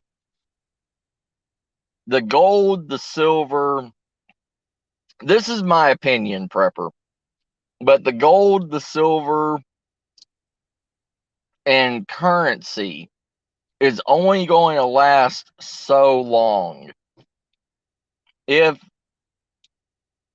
if a real true SHTF situation happens, say the collapse of society, the collapse of the collapse like the Great Depression happens or the stock market crashes or something, that those monetary value items, it's good to have some as backup, yes, for the beginning of the SHTF situation. You can spend that gold, you can spend that silver to stockpile whatever you can for the value of those coins.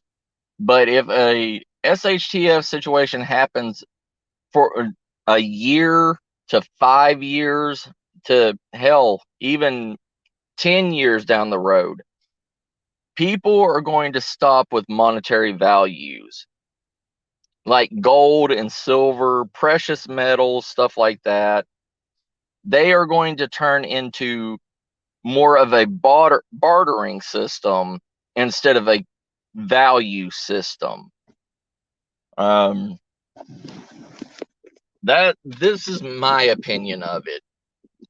In the long term, people are not going to want gold, say, but they know that say that they have ammo that you need, or a gun, a hunting rifle. Say they have a 30-06 and you need a 30-06 to go hunting, and you need bullets. Maybe in the first 6 months, yeah, they'll trade you gold for it. But a year to 2 years down the road, no. They're going to either want your chicken or something of equal value that will help them. You know what I mean? Because all they're going to see is metal, a precious metal that really won't help.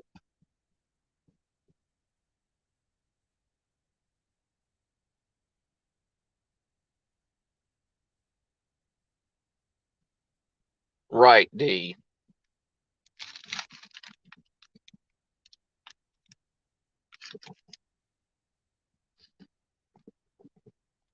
Hey, Momo. How you doing, bro?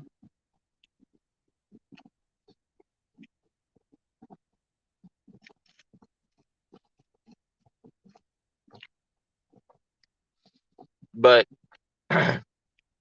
sorry, I'm eating. Um, but D, with that mindset, I'm not telling people to go out and make like a acre long garden or anything like that. But even if it's not the most stable of gardens, say you grow a 15-foot plot.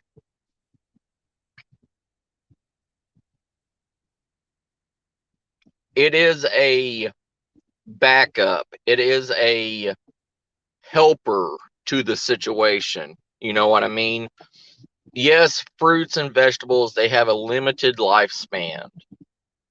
And I mean, they're going to mold, they're going to rot, they're going to wither. But if you know how to can and whatever, you can use that garden to reinforce your preps that you're using already. You don't need a full-blown 24/7 producing garden, but with what limited space you have and everything, it will help with the situation.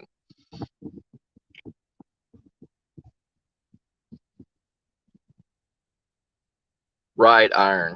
Yeah. See, in the colder climates and everything, that's kind of what D was talking about. You know, not every place has the environment to grow a garden, but you know, for right now, you could grow inside. You can get a greenhouse to kind of help, but having like a year-round garden in Canada, no, hell no. You're not going to have that.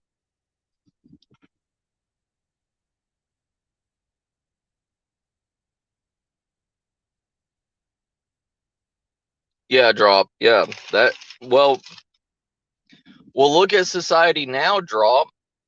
I mean, have you ever went to a person on the street and say, "Hey, do you have change for a $5 bill, or do you have you know do you have 4 quarters, or do you have any change to change a dollar bill?" Society now in 2022, they don't even keep cash on them. They don't even keep change on them.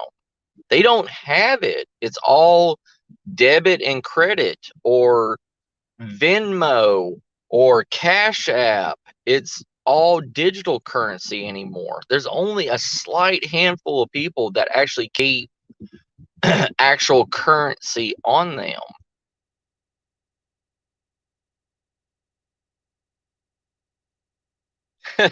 Iron. See, I'm the same way, Iron. I don't have a problem with doing it.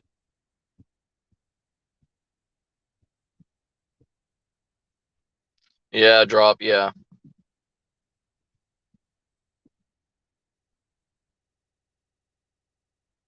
Oh yeah, D, yeah. All my fig trees came from cuttings. Yeah, prepper, yeah.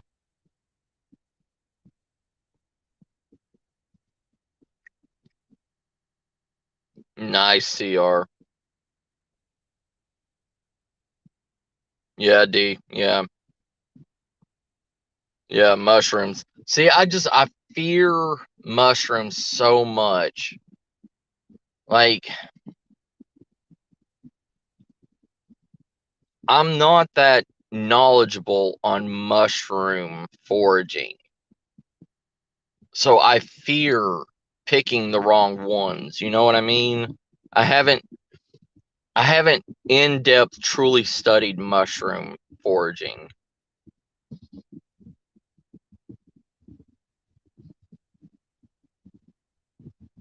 Nice drop.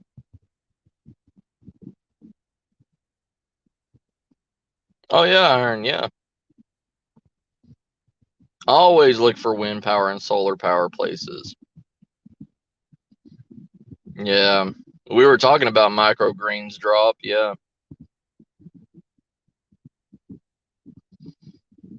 Nice prepper, yeah.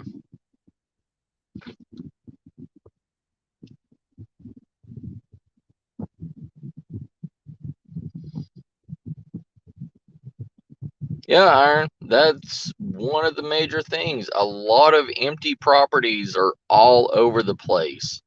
They're owned by somebody, but they never see any activity. And in an SHTF situation, you got to realize any house is free. It's not like in an SHTF situation, you're not going to be paying land taxes or anything. It's make it your own. Because to tell you the truth, most of these people that own these houses and everything, even if we did or were able to recreate society, all of that stuff, deeds, titles, all this stuff is going to be on a computer based system. And if internet or computers or whatever happens, all that stuff's going to be knocked out and it's going to be hard to reclaim it. Nice iron, yeah.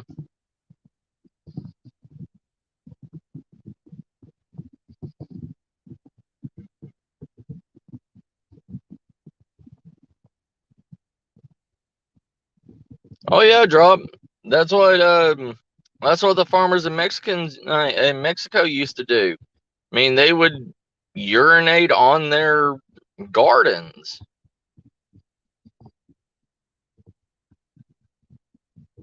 Uh, Not really, prepper. I haven't ever looked at Alaska as a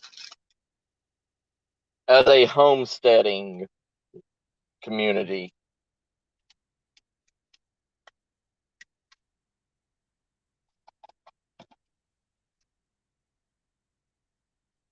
I'm sorry, prepper.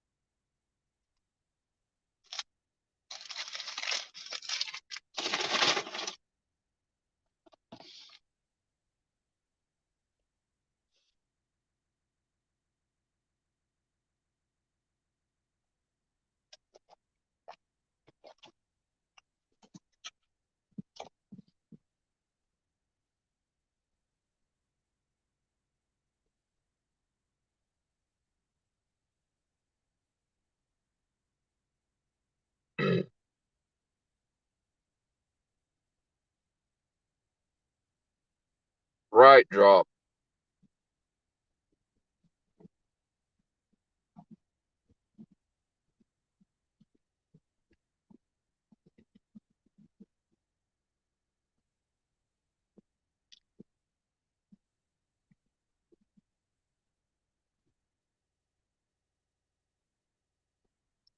I'll look into that, D.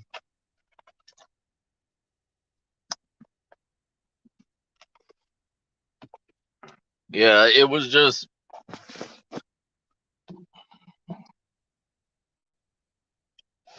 most of my foraging and everything that I learned from the Cherokee when I was younger. But it was, even my hunter gatherer mentor in the Cherokee,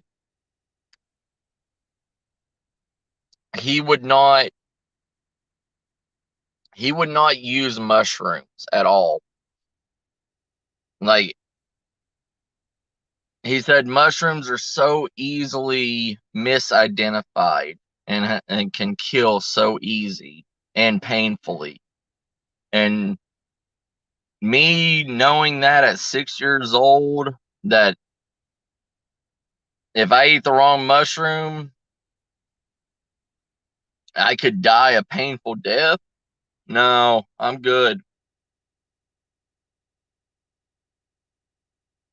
But now that I'm an adult and I eat mushroom pizza and everything, and I love mushrooms, that will be one of the things that I miss in an SHTF situation. And that's why I want to learn, but I'm afraid of it.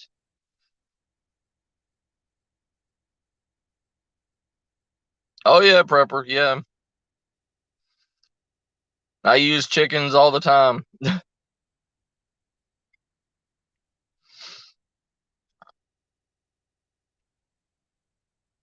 Yeah, iron, yeah. That's how I tell people to filter water and everything is dig a hole about maybe 5 feet, 10 feet away from any water source. Let it filter up through that, let it filter through the ground and everything, fill up that hole. You have fresh drinking water there. You still kind of want to boil it just to be sure, just in case there's no like animal scat that has saturated that earth over time. But I mean, but usually once it's filtrated through the ground, the rocks, everything, it's usually safe to drink. Yeah, I saw those drop. I saw those starter kits and everything. What is it for the oyster mushrooms or the cluster mushrooms? I saw those. Yeah.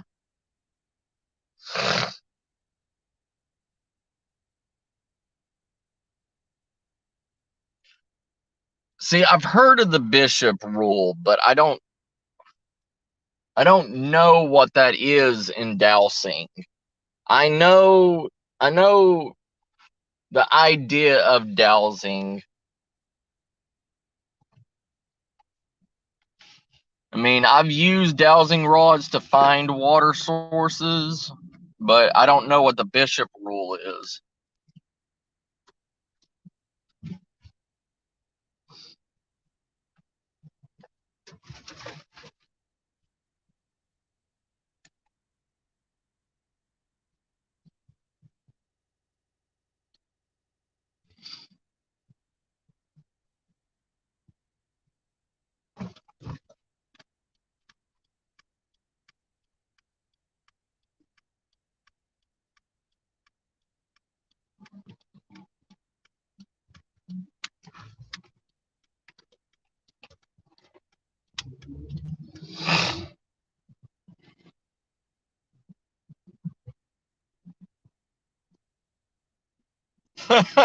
Oh, did you, Iron? Magic mushroom.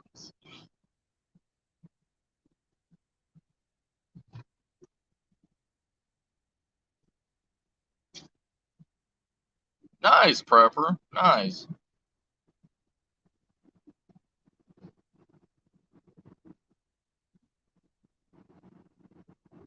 Take care, CR brother. You have a good one.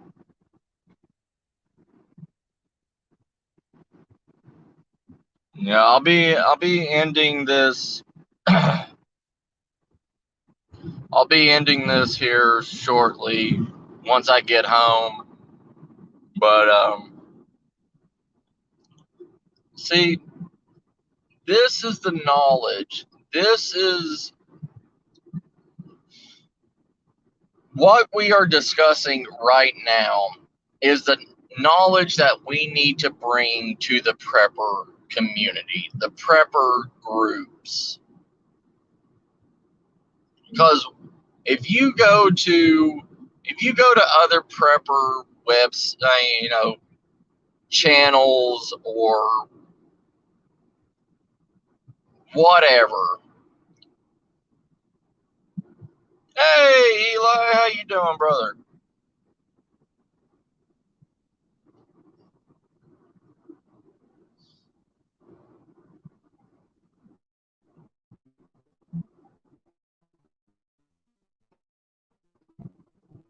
Nice, prepper, nice.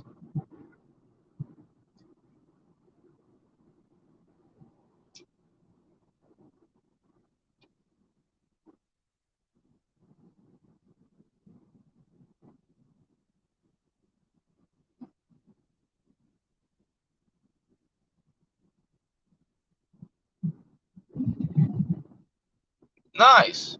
Thank you, D. Oh, thank you, Eli. Thank you, brother. But see, this is the information. This is what our prepper community should be like. We don't need to have wars with each other like what most prepper communities are doing now. I mean, every single one of us has information and skill sets that can go to any situation. I mean, just like D's knowledge on mushrooms and everything drops information on pretty much all the stuff. I mean, even iron has information. We all have all information, different sets of information that people can learn from, that people can grasp from.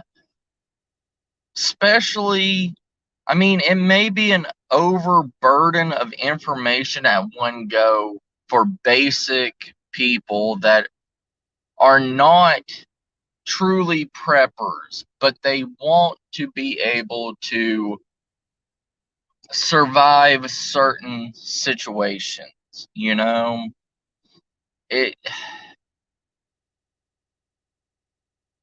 unless they're literally sitting there with a notebook in their hand. Most of this information is just over their head. They're not going to write it down, they're not going to learn it. But there is, even if we get to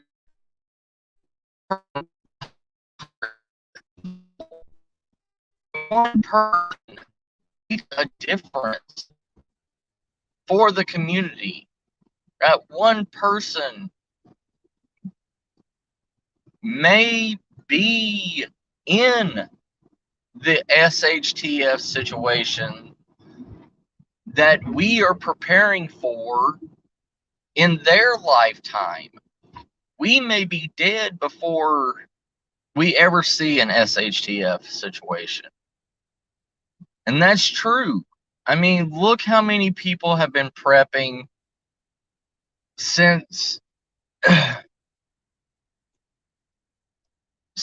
like the Great Depression, okay? How many of our grandparents were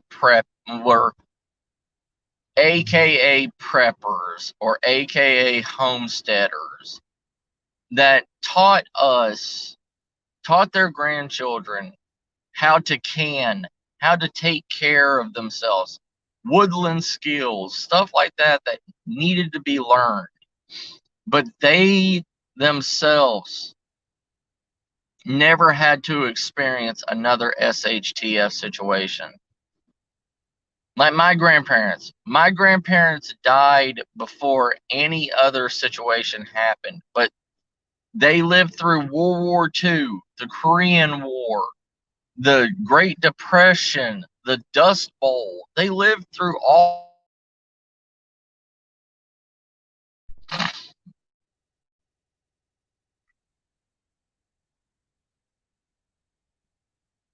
Oh, wow, Iron. See, that's what I'm saying. You can never know what's going to happen with nature.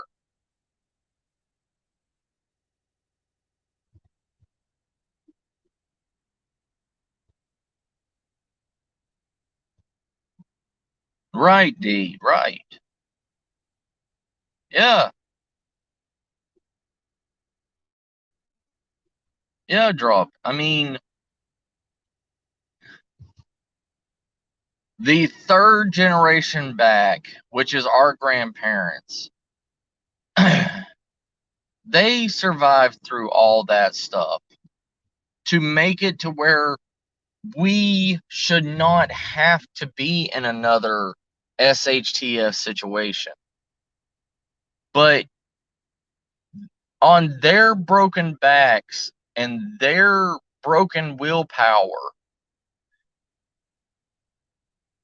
they made the world a better place until my generation came in and started messing everything up. It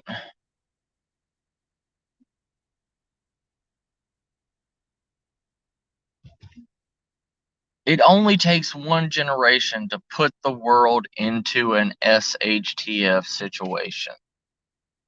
One generation. That is one human life, 100 years. And look what happened, you know? Since World War II, we're almost at that 100-year mark. And that 100-year mark is a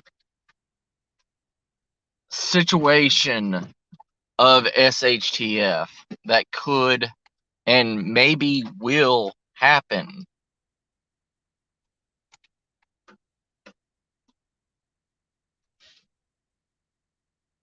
Oh yeah, Drop. And that's what I'm saying. You know, we're almost at that 100-year mark, brother. And if you haven't noticed that about every 75 to 100 years, an SHTF situation happens.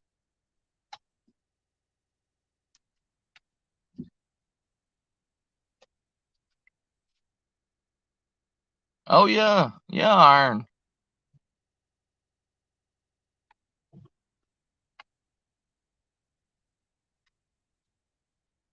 Oh yeah, yeah. It each country, you know, has had their own SHTF situations. I can only talk about what happened in America because I live in America. You know what I mean?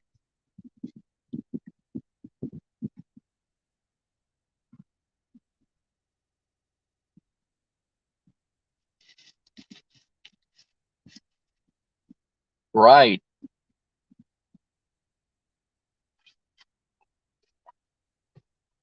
I mean,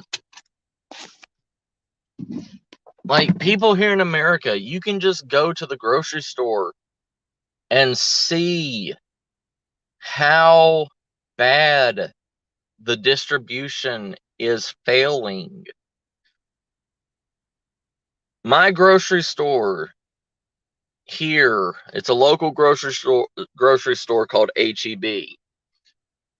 They haven't had a supply shipment in 2 weeks of food. No food shipments for 2 weeks. And we're in a rural area, a very rural area. I hate to see how it is in the major part of San Antonio. the major part of the city. I would hate to see that, because there's more people in the major city than there is out here where I am.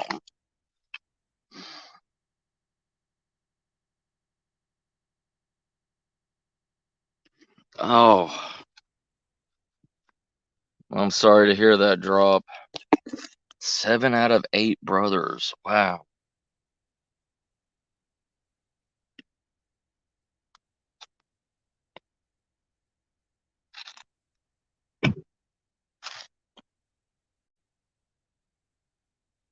Yeah.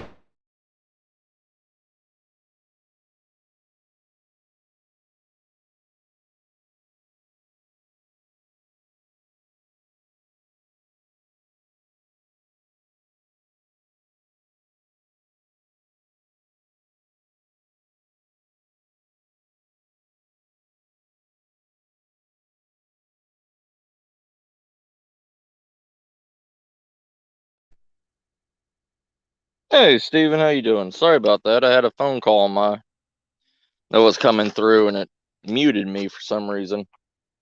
I didn't know I was muted.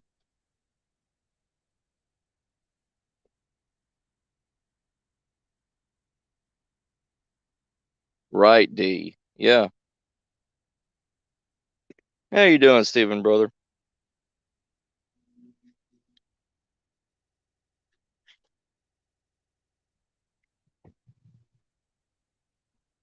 Right, D. Right.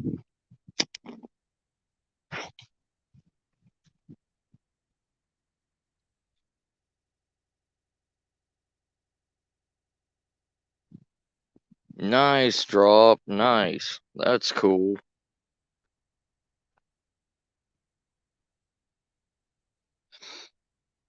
See, I don't understand that philosophy either, drop.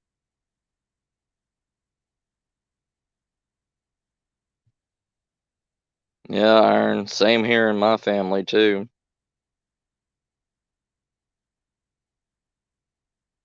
Oh, that sucks, Steven. Hope you're okay, brother.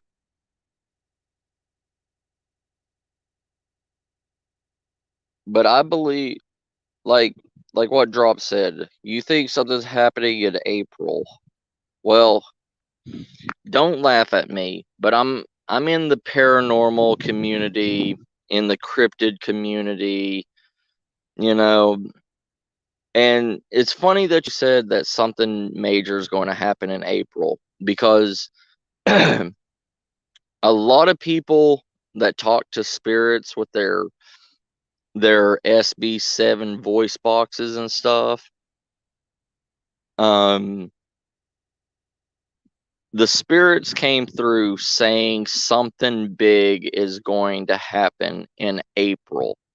They One spirit said April 14th, and another one said April 22nd. Something major is going to happen in the world. That's that. Sorry, it just sent a cold chill down my back when you said you think something's going to happen in April.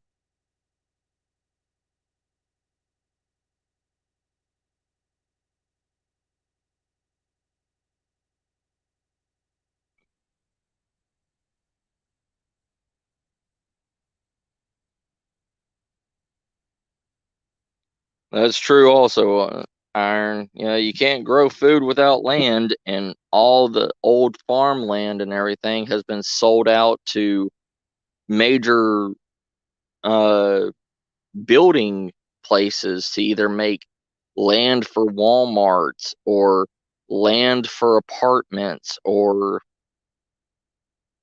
there was a ranch over here that sold off like almost 200 acres, and they put 2 apartment buildings on it. Oh, oh. Which what part? The one about the spirits saying that something major is going to happen in April, or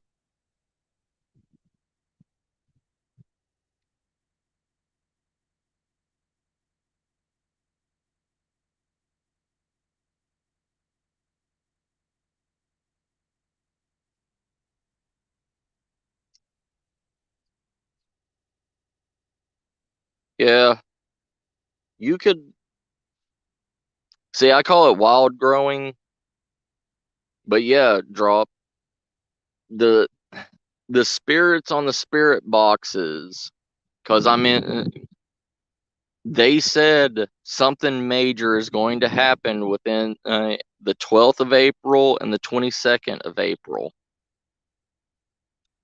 So it's just kind of weird that you say that, brother.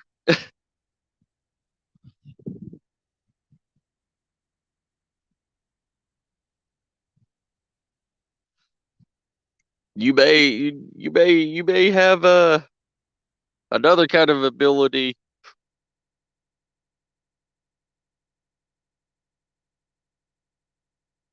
Not no, I'm not saying anything. I'm just saying you want to look that up.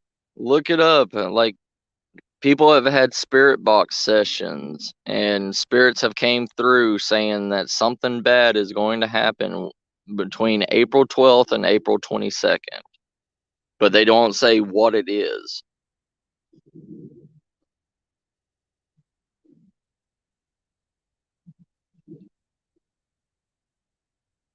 Right, Iron. Yeah, like a lot of farmland, especially a lot of farmland out here because their grandparents and everything broke their backs, their parents broke their backs to have this ranch or farm or whatever out here, but the kid does not want to continue it.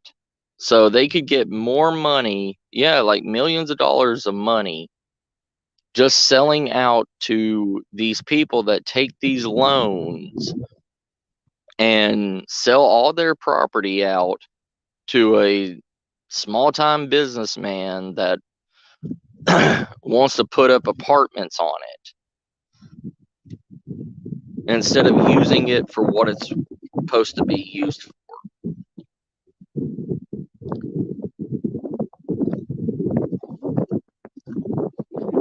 Oh, that's weird drop, but I mean, like I said, I'm in the like spirit community and like the paranormal communities and the cryptid communities and stuff like that, and you know I hear the same thing with a lot of people in the paranormal communities.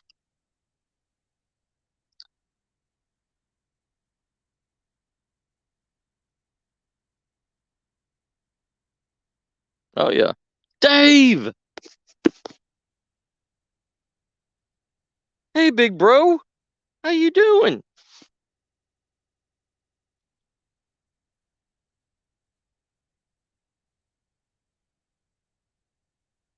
Oh yeah, drop, especially in rural areas, because more and more city people are trying to move out of the cities, and rural areas, because they don't have to pay city and state taxes. I mean, they just have to pay rural taxes. So the land value goes up exponentially because they want to get you off that land. Like here, like the 7 acres that I'm on, I have no HOA fees. I have no building restrictions. I can do whatever I want to with this land. And that's why this land is worth so much money is because there is no HOA fee. There is no building restrictions.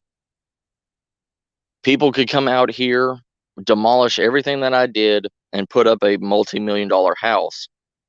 And I mean, they could put up like $100,000 house and sell the land and the house for millions of dollars because of the restrictions, because there is no restrictions on this land.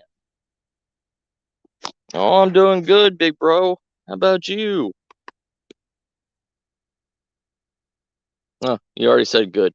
Yeah, I'm doing good. I'm just, you know, chatting away like I always do, brother. Yeah, yeah, Iron.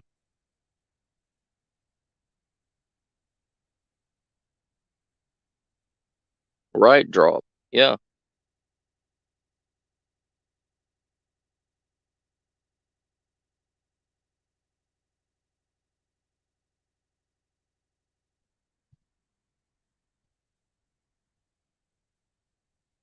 Nice drop. Nice. Hey, LJ, how you doing, sis? Yeah, it was just weird. And speaking of two of my paranormal friends and family, Jax and Darius, like I know Dave can back me up on knowing about the uh the spirit,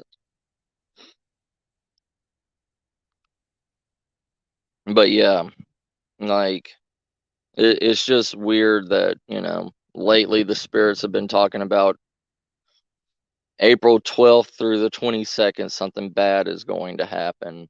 Like they don't mention what it is, but you know, it's still out there, you know. And now that Drop said something about April, just just makes you wonder.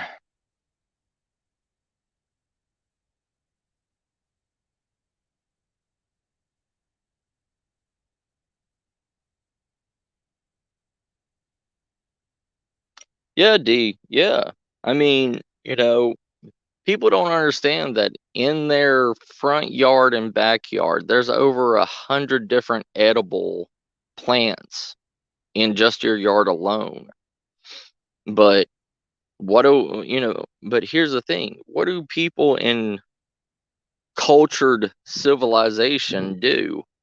They they mow it down every day. They don't know what's in their front yard, let alone what it is. It's like in a survival situation. If you tell a normal human being to go out and eat bugs, you can you can bust open a fell over tree that's been in the woods for 20 plus years and rotting away. You can bust it open and get grub worms out of it, and that is more nutritious and has more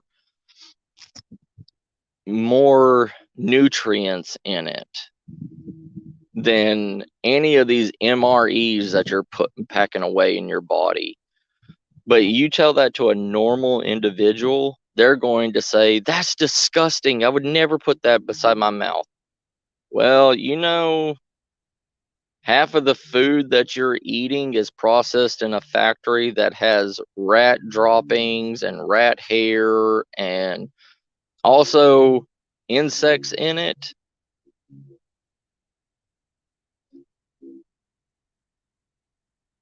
No, I haven't dropped. I haven't watched Leak Project. Nice, Iron. Yeah, see? We're not all weird. Even even even the prepper community, we all still share the same, the same hobbies.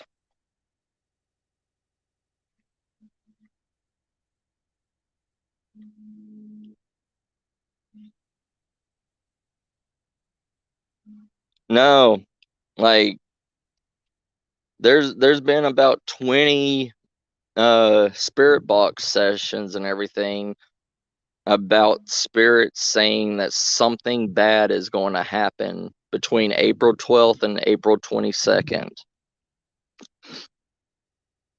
It's been recorded on multiple like YouTube sessions and also from some big name haunted people.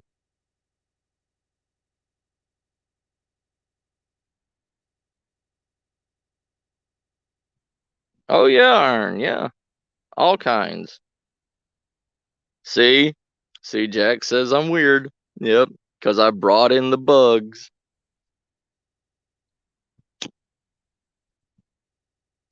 And then my friend Drop here just said, he has a feeling that something bad is going to happen in April.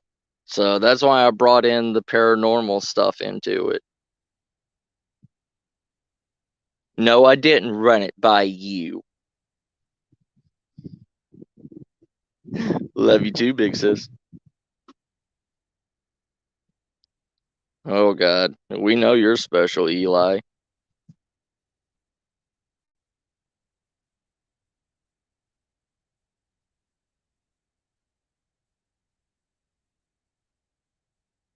Nice drop. Nice. Okay. I'll have to go check them out. Thank you.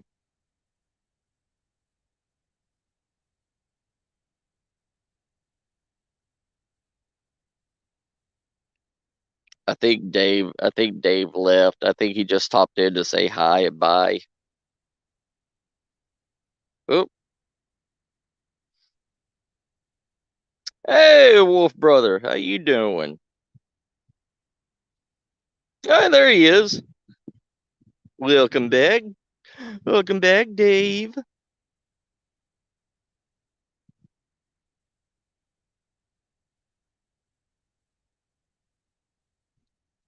I don't know. I don't know about World War III. I think it's other things, Iron. I truly believe it's other things. That's one of the last things I jump to anymore is war. Like, I mean, the world has never ended by a war. I mean, even World War II and World War One, you know, and all the side wars that we had. I mean, if that hasn't dropped the economy, if that hasn't put us in an SHTF situation, I don't think I don't think what's going on right now is going to be it. I believe because you can see it in the news, homeland distribution, you know, the shelves are going empty. Like I said, even my grocery store and everything, they haven't had a food shipment in 2 weeks delivered to their store.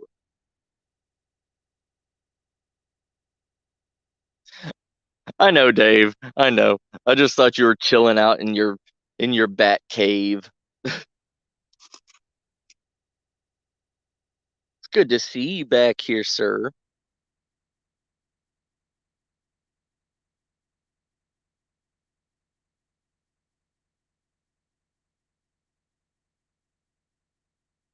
Wait, what? Wait, what?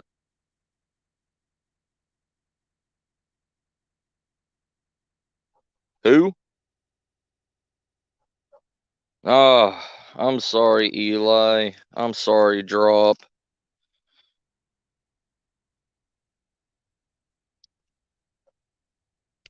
It's sad.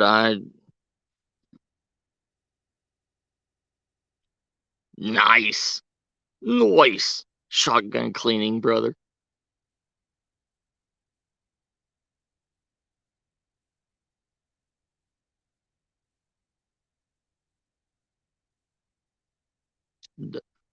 That sounds good, Drop. But it's the smaller things that are accumulating. That's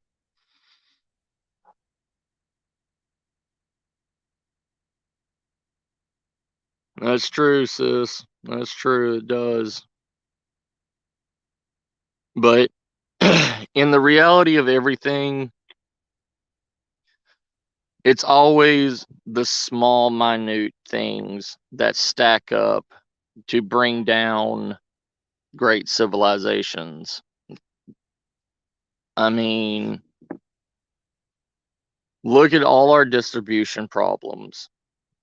Look at the ability, and look at all on a lot of fast food restaurants that are shutting down.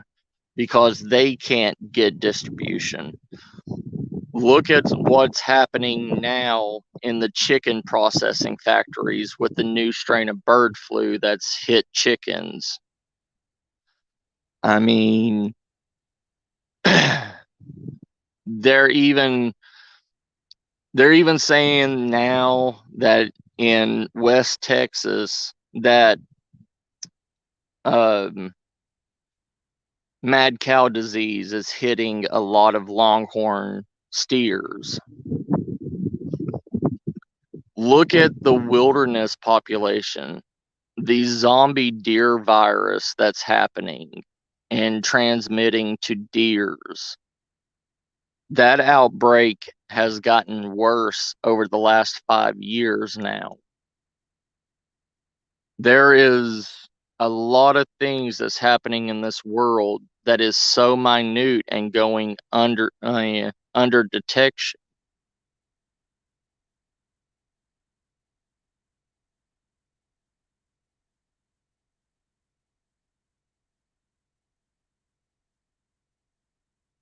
Oh yeah, drop. I know the exact same thing. When I was going through college, I was working 2 jobs. I was going to college, and I only had enough money to pay to get a jar of mayonnaise and a loaf of bread to last me for a week. And I was eating half mayonnaise sandwiches with nothing else on it. So, yeah, I know what you're talking about.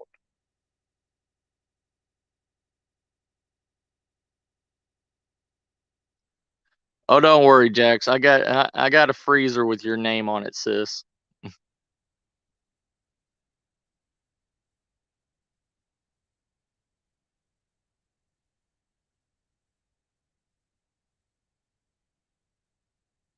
Yeah. The chicken, the bird flu has hit a lot of chicken, a lot of chicken factories. I mean, Tyson, what, 2 weeks ago just put down over 23,000 chickens from their meat factory because they were all tested positive for the for the bird flu.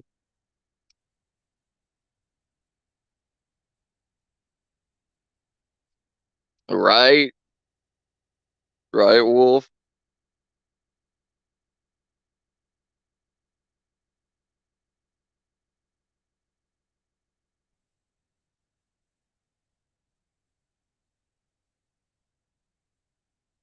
Yeah, drop. Yeah.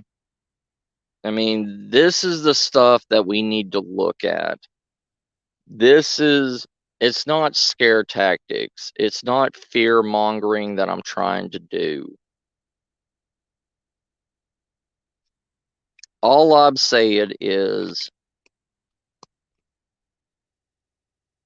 all I'm saying is pay attention to your surroundings. It's just like any other thing. Pay attention to your surroundings.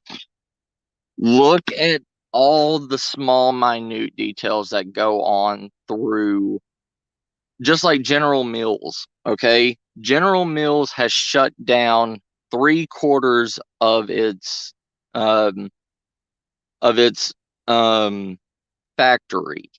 It shut down 3/4 of its factory because it cannot get the distribution of oats, honey, and nuts. 3/4 of that factory. And I could literally take us to the grocery store and show you that every cereal or oat grain product is wiped out right now. From rolled oats to granola to everything. There is nothing on the shelves right now. Huh.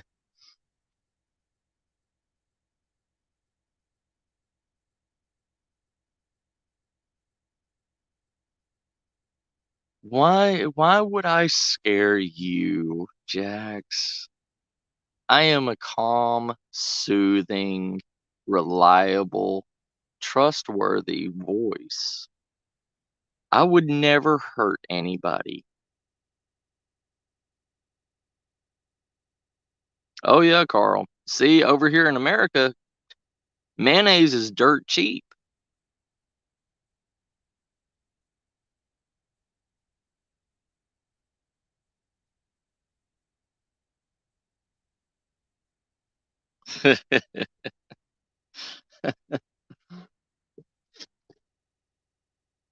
But I'm sorry.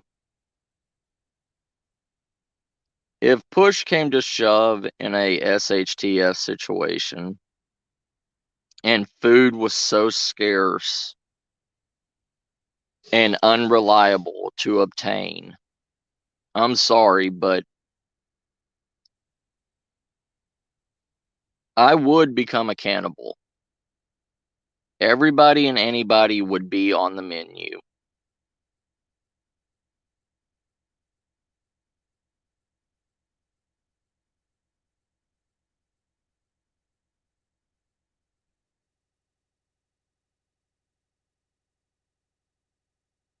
Yes, D, that is it.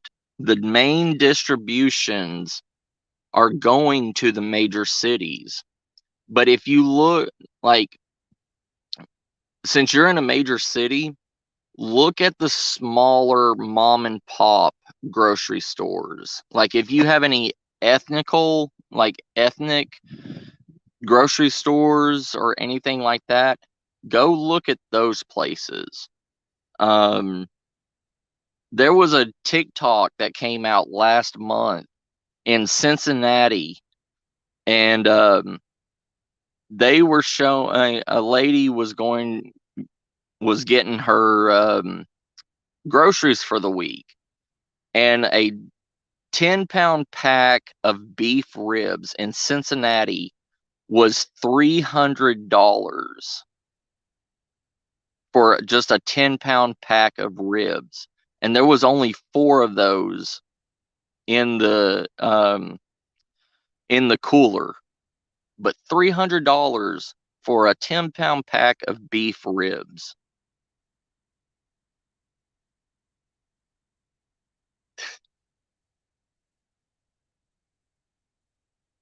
Yes, sir. Drop. Yep.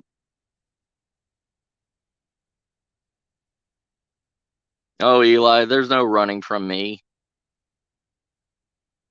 I know what you look like, Eli. Especially with your walker, sir.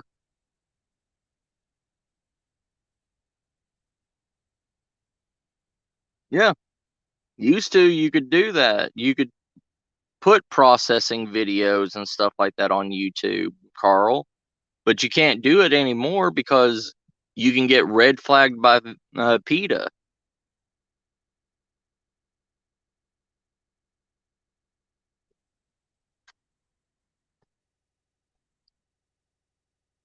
Hey, Jamie, how you doing, brother? But the thing is the minute problems, the minute glitches in the system that's going on. Like what D said. He's saying that in the major cities, you don't see a shortage. But you could look at my live stream from last week where I showed you in the rural part where I'm from, there is nothing going on. Like, you could literally hear the stalker saying, calling the boss and say, "Don't let the stalkers come in because we're not getting a truck tonight. We're not getting a stock truck." And I was showing you bare aisles of nothing.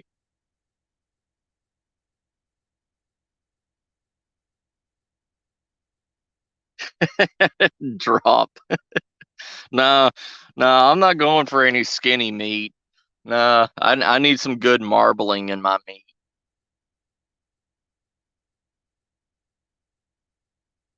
Right, D. I'm making a list of all who I know that I need to keep with me, and who is going to be a delectable delicacy at the end of the day.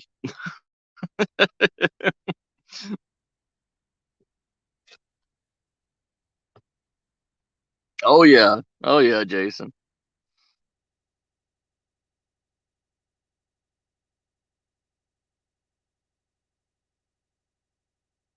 Yeah,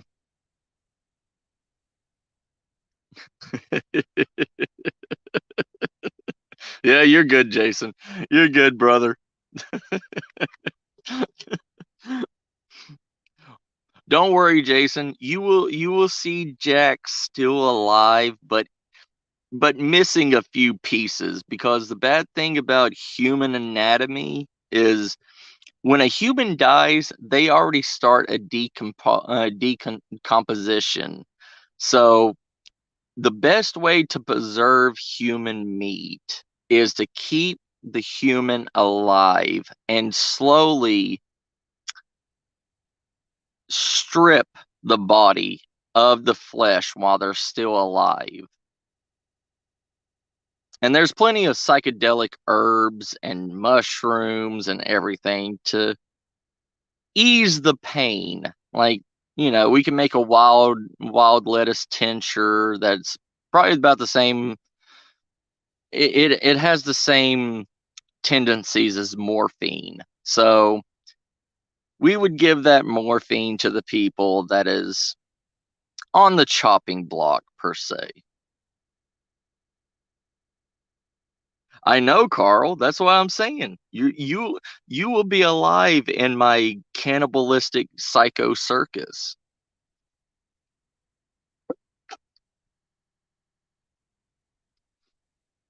Right, drop. Yeah, I got probably about 20 deer that run through my yard, ranging from axis and whitetails. And the good thing about it is my neighbors where I live, they're older people, like in their 80s. So they buy these deer corn feeders and put it in their front yard. And they feed these deer all the corn. So they fatten these deers up for me. And when they come running through my yard, I pick one off because they don't know what deer is what.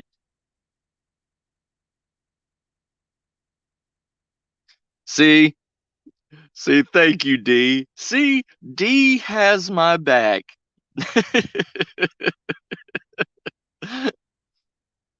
But it's easy for me to grow wild lettuce out here, D.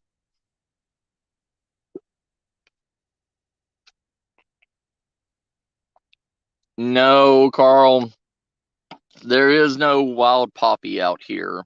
Um, that's more of North and West Texas where wild poppy can grow. But out here in San Antonio, no, it's hard to find. There is some, but it's really hard to find. You got to go more into the hill country for it.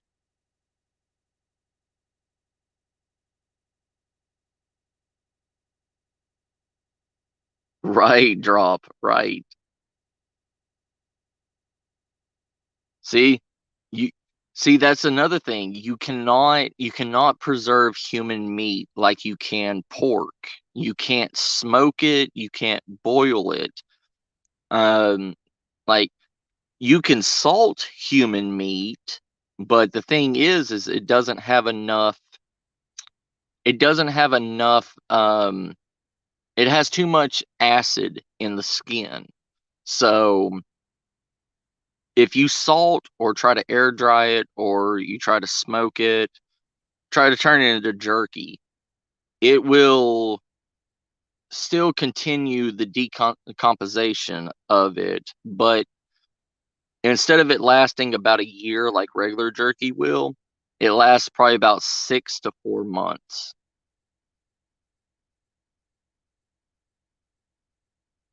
See, Jax, here's the thing. It's like morphine. It gives you the same morphine feel, but it's not morphine. So you can take it without being allergic to it. Yeah, I know I can grow poppies, but eh, I mean they're technically wildflowers, right? Right, D?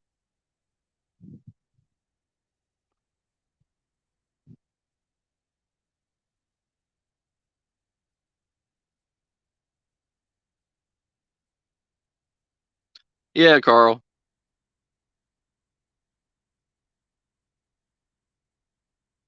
So, I mean, I could probably buy poppy seeds, but I don't know how to process poppy seeds or any of that.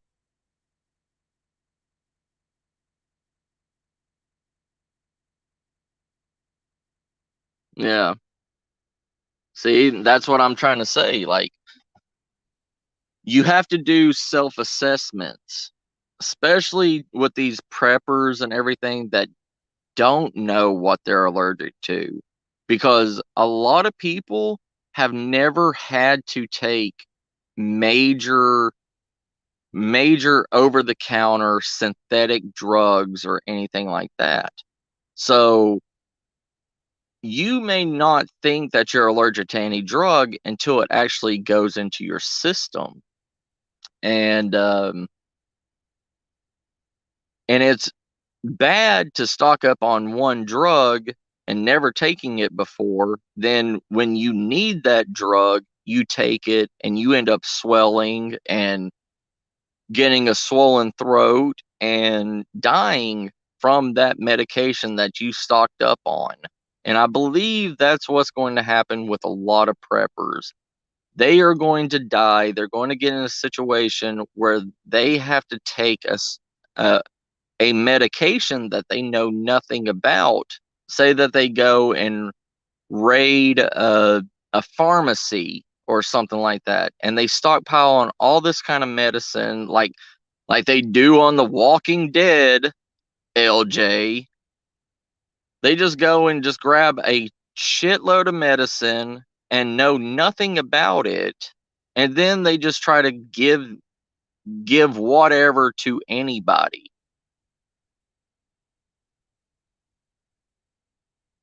Oh yeah, I got plenty of Mrs. Dash there, Eli.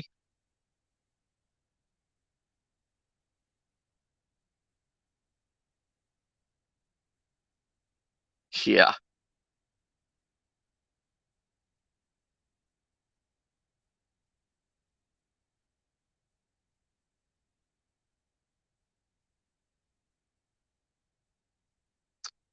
Ah, okay. Thank you, D. Thank you.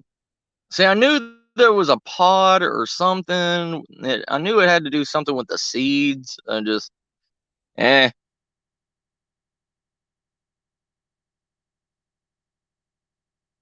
yeah. See, that's what I'm saying.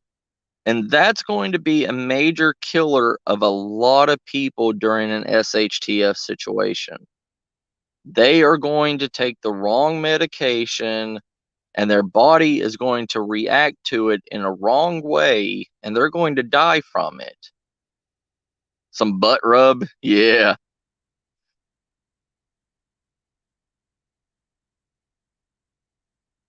Oh, crap, iron. Yeah. See?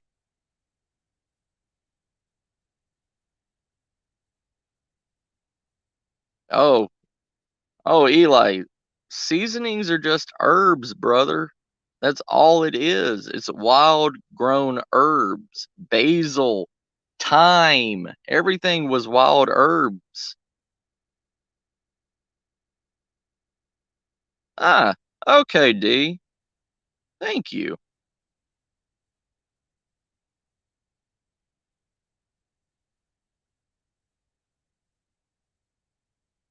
Oh, I will. I'll make soap out of I'll make soap out of the fat. Don't worry.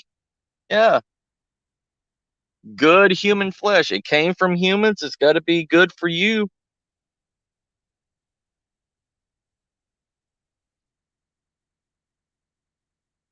I know how to make soap out of fat,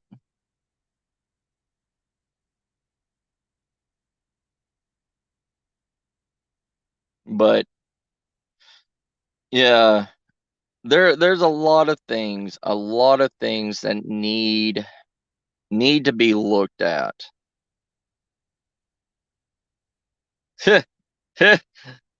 Maybe, Eli, maybe not. No, I'm not in an SHTF situation yet.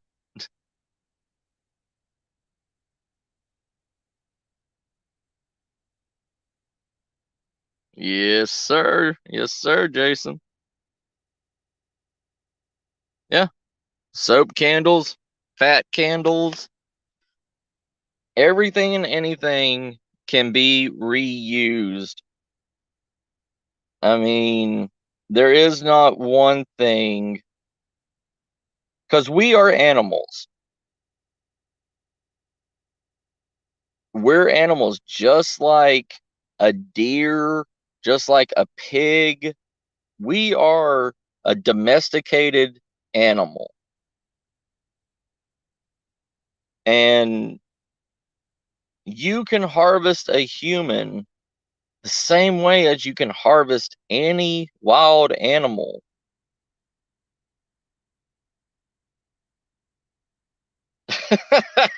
Welcome back, Shelly. How you doing, sis? Right. Bone meal for the garden? Yes. Yes, drop. I mean, people look at people look at me like I'm crazy, but there has been thousands upon thousands, hundreds of tribal, cannibalistic tribes throughout history that have used humans instead of animals because humans were easier to cultivate than wild animals were. Oh yeah,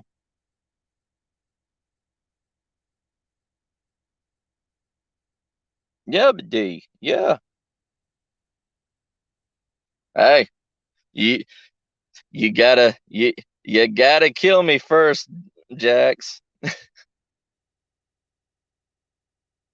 We're not going to be able to sit in the same room, and we're going to be like Princess Bride and trying to figure out who poisoned what tea. This is not going to work, Jax. You just you just need to throw in the white towel.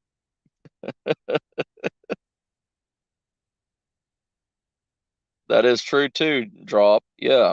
A lot of people is full of toxic chemicals, diseases, stuff like that. I mean,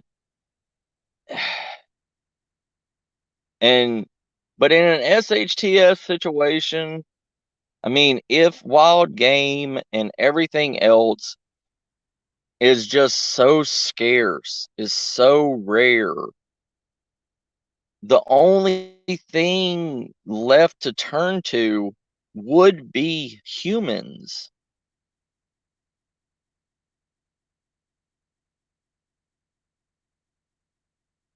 Right, Drop, yes.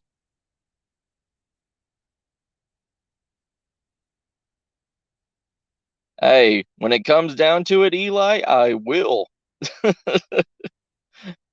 He's not off the list either.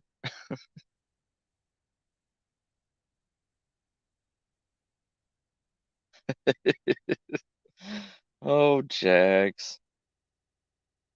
Right, D. It's all poisoned. I'm so happy you understood what I was talking about, D.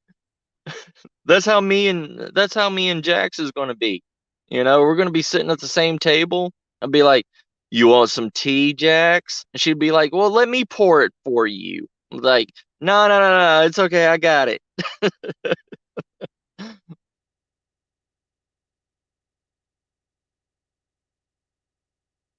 Yeah, Carl. Yeah.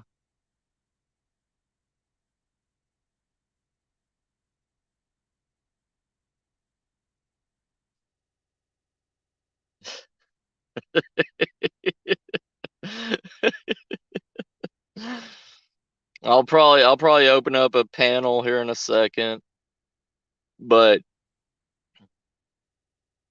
people, that's a problem with us.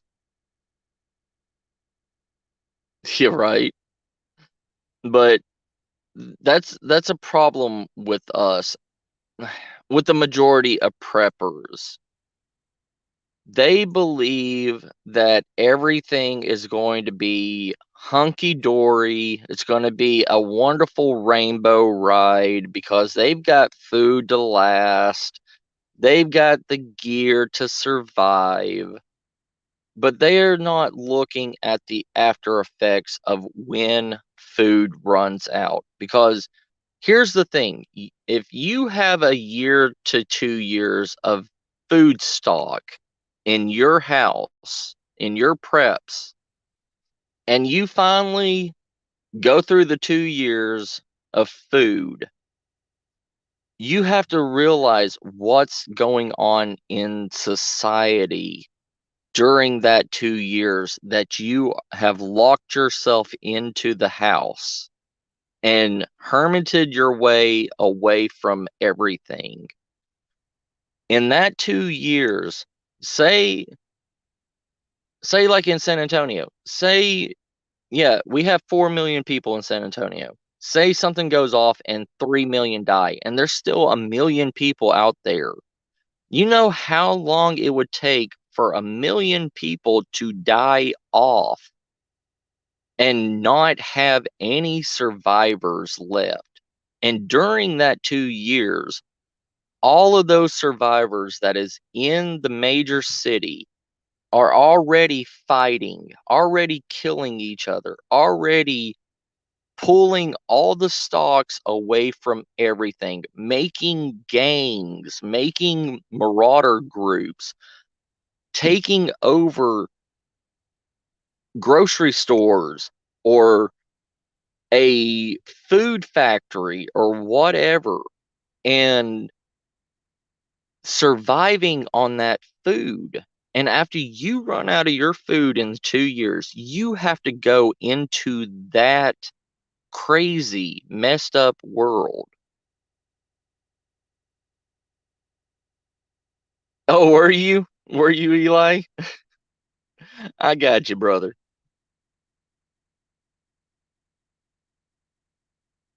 But you have to look at the downfall of society and what trials and what humans have survived that 2 years of fear, 2 years of constant killing each other.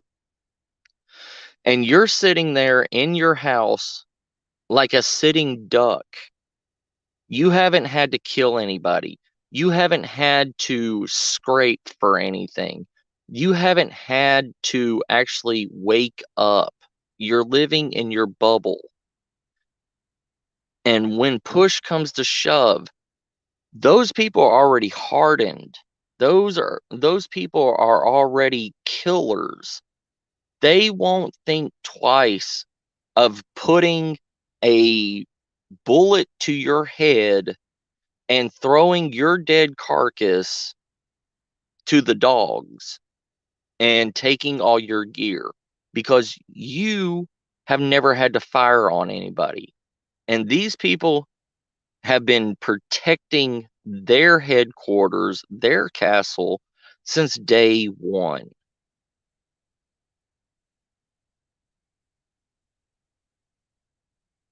Right, right, draw.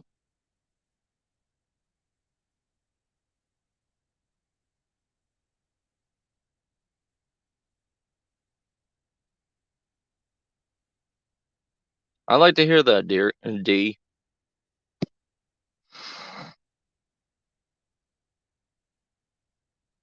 See, that's cool. That's cool.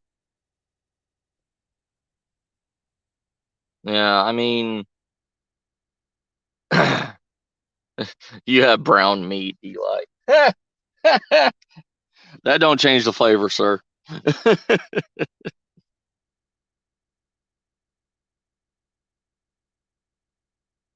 See, that's another thing that preppers don't have either. Preppers don't have games. Preppers don't have anything to keep their mind sane for the end of the world kind of scenario. Most preppers are going to get cabin fever because they're too afraid to go into the danger.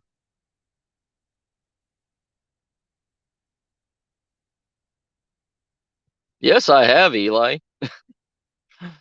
I've had them come and help me on my homestead, making my gardens, helping me put up he sheds. I've had them do everything.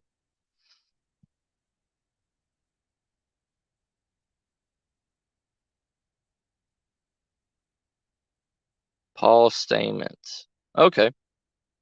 Thank you, D.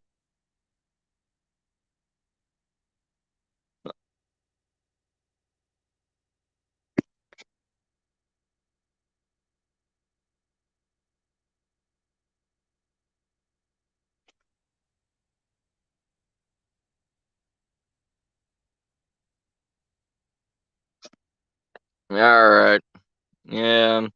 I'll go ahead and put up a link if anybody wants to join.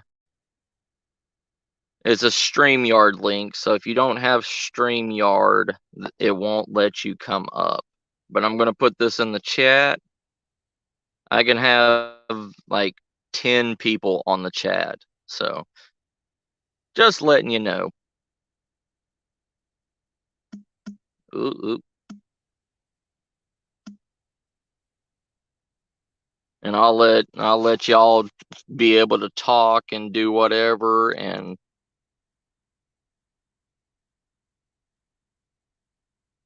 right drop, yes.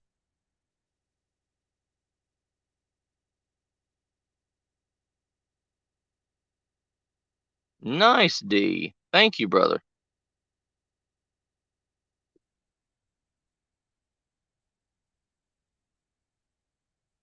All right. Well, Carl already knows what you're talking about, D. So I'll have to look him up. Thank you.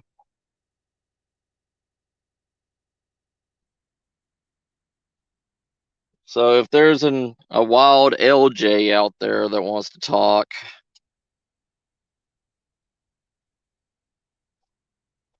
oh Eli, stop your nonsense. He don't hate you.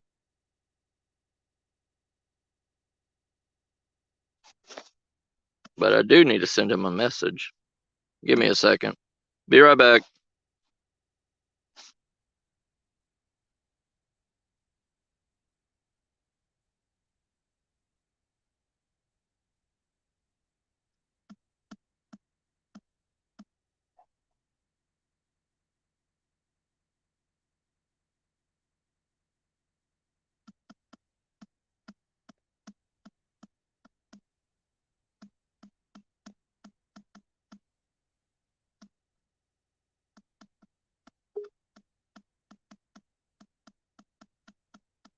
Give me 1 second. 1 second.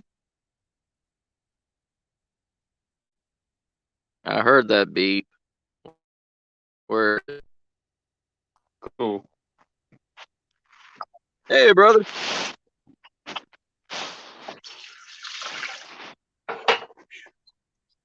Oh, Making how some you beans, doing, D? so How you doing? making some beans, so you'll have to forgive me. I'm kind of all over the kitchen right now. Hey, you're good, brother. You're good. Don't even worry about it. Cool. I'm always all over the place. Thanks for your information and everything, brother. Yeah, man. Anytime. I'm always happy to share what I know, because a Hey, lot of people appreciate what I have to offer as far as information is concerned. I do. That's what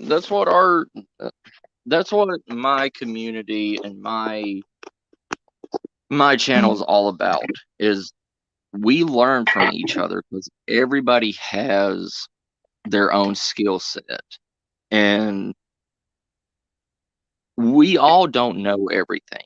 You know what I mean? Oh, totally. I completely agree with you there. Yeah. There are things that I would like to learn, but I don't have any access to anyone who knows, you know? Right. I mean, that that's the thing with this community, you know? Never um never not ask a question. Because there may be Jeez. somebody in the chat room that can help, especially here. Totally. Yeah. I I just stumbled across your feed just today, I think. So, Thank you. yeah. Thank you. I hope. Give me Hey, something mentally stimulating a little bit rather than just kind of a mundane day. I'm glad, brother. I'm glad I can do something. That's what I hope to achieve with this channel is Cool. to pass the knowledge, pass everybody's knowledge to each other. It that's the There it one is. thing because you can't learn everything from books. You can't learn everything from history. It's better to learn from the actual individual. Yeah, I agree. Where the heck did that freaking spice go? Yeah. Salt. I'm missing salt.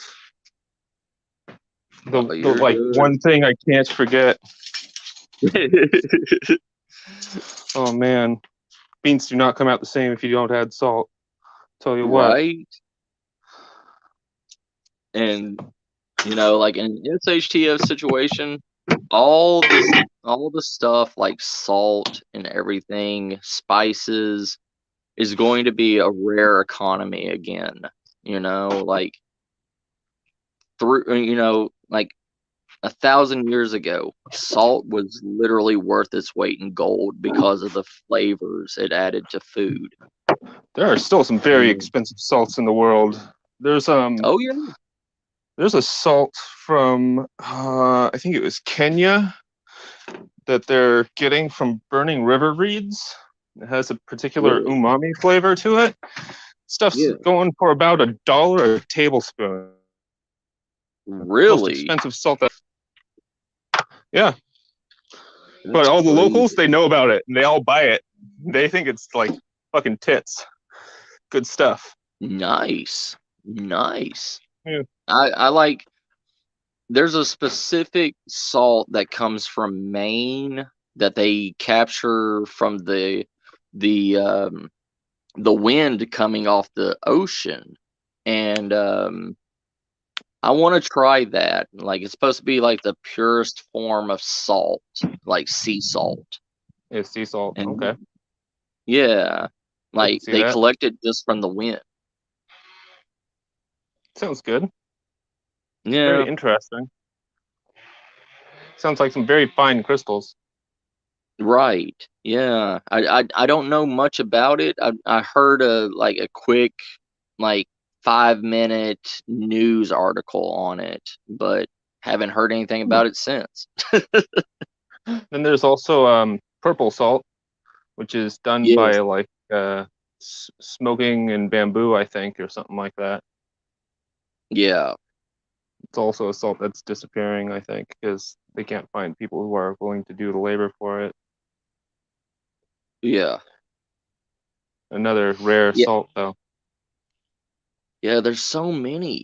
There used to be so many different forms of salt, but after like World War II, we went to kosher salt. It was Well, it was easy to produce, it was easy to mass cultivate, and they didn't have to care about anything else. it's true. But Yeah. and Salt is funny stuff, man. I oh mean, yeah. wherever you go in the world, there's salt, right? Because there's people for the most part, right? Right. But the Romans, you know what they did with salt? What? Besides paying their soldiers with salt, Yeah. they they also salted the lands of their enemies. Real torched earth kind of method of ruling. Yeah, I heard about that. Yeah. It supposedly makes land infertile for all perpetuity until you can get rid of the Mhm. salt or leach it out of the land, which is a hard sell. Right. Quite a task. Yeah. There are plants out there though that bioremediate salt naturally. Um, that Carthage. river. Yeah. That's what Dave said. I haven't heard of Carthage, That but was one of the places that they done it to. oh yeah, where they Yeah. salted the land. Yeah. There's a plant called Crystalline Ice Plant.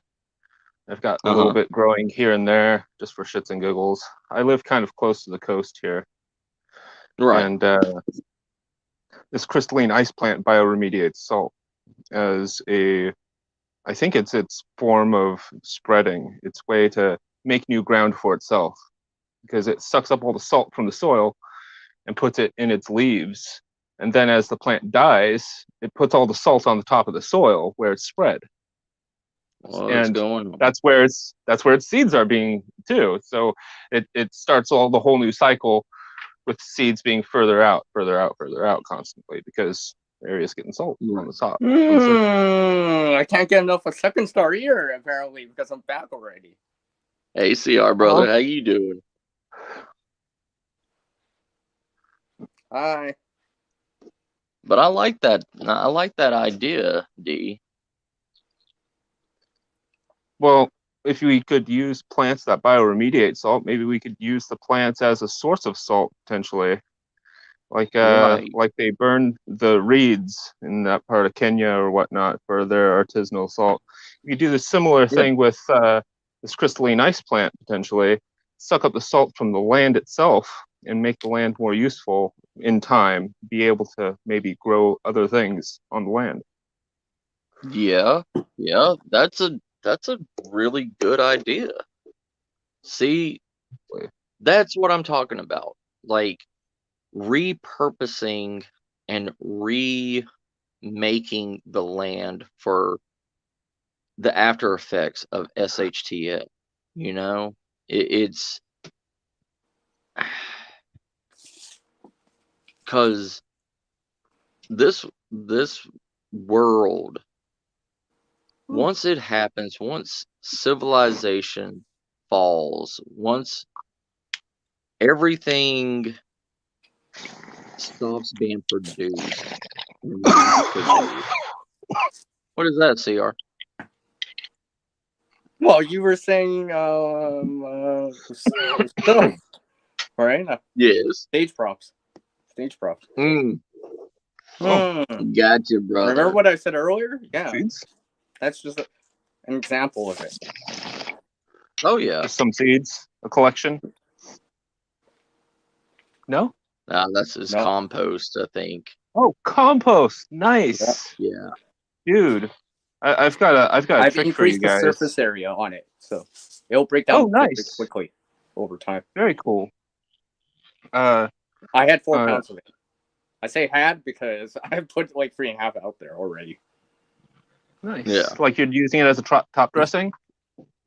Yeah, I could do something like that if I want. Cool. You guys do any vermicomposting? No. I haven't done that yet. It's like using worms. Yeah. Right. I've found the easiest way to do it, speaking from experience, you get a couple of really big plastic pots, ones with the holes in the bottom of them, right? Right. We're talking like 5 gallon and up, big pots. Yeah. Right. And you put them out in your yard. You put all your compost from your, kitchen waste compost in the bottom pot, and you put a second pot over the top. Mm-hmm. And over time, the worms in the yard end up finding the waste that you have in that bucket, and they start breaking it down. You got to do a little bit of balancing act with how much wet material that you put in there, and you got to add an amount of dry material like leaves or something else like that to kind of, you know. But other than that, works pretty damn good, I have to say. Nice. See, I was looking at Nightcrawler composting. Let me see if I can show you guys what I had going. I have quite a lot in the yard. There's people being loud and gardeners around. Maybe not now. Maybe now it's not the greatest time. But I've been doing this so long. I've got like stuff like this. This is a weed growing. This is cilantro. It's growing out of a crack in the frickin'. Got cilantro will grow anywhere, brother. It really will. It's insane. Yeah. It's going to seed.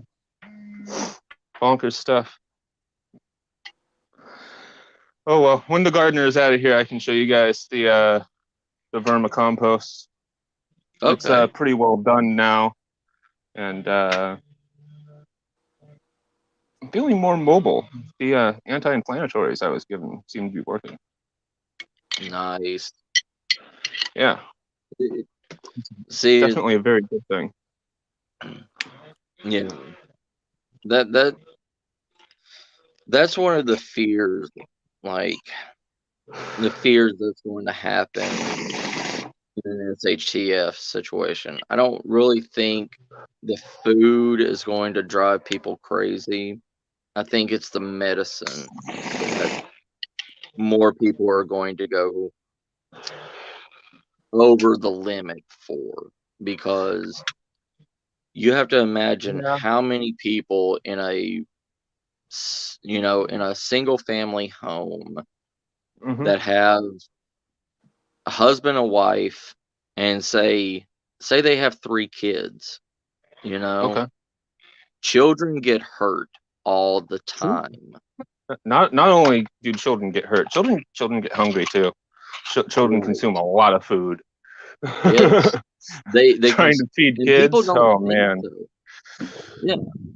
Like, people don't think children consume a lot because they eat small amounts of quantities over 24 hours.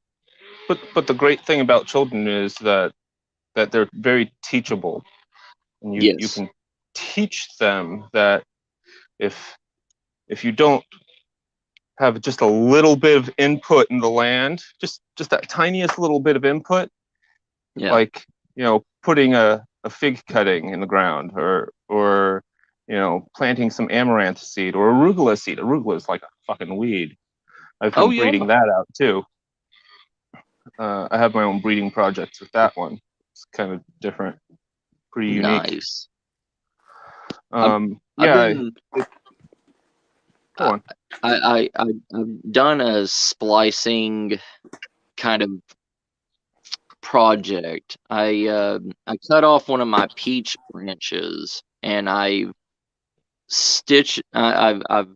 put it into one of my apple trees, and I'm trying to create like a apple with more of a sweetness, like more of a juice to it, like kind of like a peach. You'll just have more peaches. Okay. But you can use apple trees as like a mother to graft your apricots and pears are another one. Basically anything in the rose family, I believe. Gotcha. See, that's what I was. See, I'm not that good with like grafting or whatever. So I'm trying to. I don't have enough practice grafting myself, honestly. It's on my shit to do more of list. Right. You too? Yeah. That's something I would want to learn. Or at least try. At least try, right? Yeah. Yeah. Knowledge and skill is better when you actually try and experience it yourself. Mm-hmm. So it's muscle memory and it actually sticks. I've learned from my failed experiments thus far that keeping the area that you're grafting somewhat out of the sun, and in it, like preventing it from drying out is helpful. Yeah, But yeah. that's about it. Yeah, that's pretty much all I've learned so far too. It's good stuff. Nice CR. That's looking pretty Oh, dark. that's Yeah, I'll just show an you. I'll show you example. all the stuff Just an that I've. example. Nice. Yeah. Remember when I drink coffee? What do you think I do with it? Right. Coffee Oh, grounds? All Right? his thousands of pounds of coffee grains. Oh, I'm it's serious. coffee. Actually, Yeah. Second Star, what I Coffee's do in the excellent winter, stuff. what I do in the Yeah. winter, I sprinkle it out on over everything. So as the snow melts, it actually melts it into it.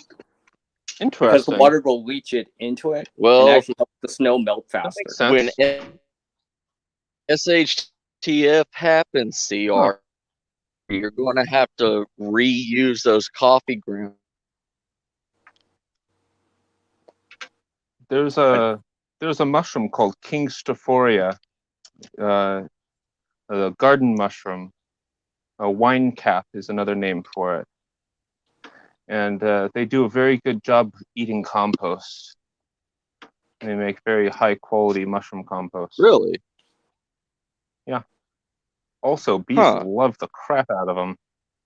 In fact, if bees discover your King Staphoria mycelium growing, then they'll mine it. Mycelium? Yeah. I know it's that white Nice. fungus you see underground. Yeah, the white fluffy stuff. It's like when you see that, that's actually a good thing. Yeah. So the bees will mine the mycelium to the King Staphoria as a medicinal aid to their diet, and they'll like completely collapse the population of King Staphoria, but you'll have healthy bees because of it. So I've collected a bunch of these from the local. From the local, he drops out. I know. Like, what was that about? I don't know. Was it something I said? I was about to mention Drop's comment, but I mean, I didn't think he would actually drop out. Right. Here's a bottle of what appears to be arugula seed. It's quite a lot of arugula. But I hear arugula is very good for the teeth. Yeah, he just dropped out. Yeah. Okay, I'm back. Sorry. All right. It's all good. Welcome back, Second Star. I mean, I was about to read Drop's comment, but I didn't think he'd drop out. Right. I was just showing him this stuff here. This is a good collection of some of the arugula seed I have. Nice. And this one's unlabeled, so it means it's a mix probably of genetics. I mentioned earlier I had kind of a breeding project going with the arugula. I found it kind of silly and a little bit fiddly how we have these big, these nice long leaves, but they have like little brackets of greenery rather than, being a whole leaf. You know what I mean? How I have that shape to it. Well, I've breeded that shape to be a wide leaf shape rather than something kind of funny looking. It doesn't look like arugula to some people at all anymore, but and it doesn't look like Second Star sticking in here with us. Here, no. So. Oh, no, he's back. Oh well. Oh. Having connection internet today, huh? Still. Yeah, the internet in Texas is supposed to be undergoing like a update system, so everything in San Antonio is going to be wonky for the next 24 hours.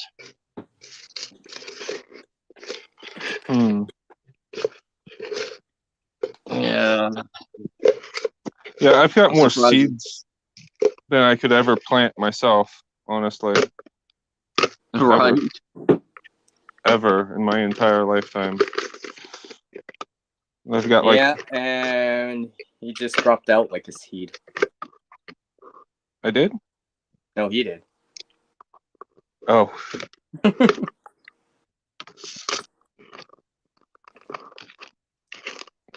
Well, Drops was saying something about just throwing waste in a 5-gallon bucket of water. And whatever works. What is that? I forget what that's called now. Anaerobic digestion? No, I know that, but there's a specific term that people use. Why can't I remember that term? Liquid Right, compost. Dave. Right, Carl. My internet's crap on a normal basis, but it's even worse now with what's going on. Like, I'm sitting at like 2 bars. Jeez. Hey, you might get free bars Yeah. if you live right by your connection. Yeah. I'm trying to get on the Wi-Fi. Well, like I was saying, I mean, whatever works to recover the resources in terms of for soil use, compost. Yeah. If it's lived, it can live again. That's usually the rule for compost. Well, Matt, you said that you Yes. dry out the chicken manure, right, or something like that.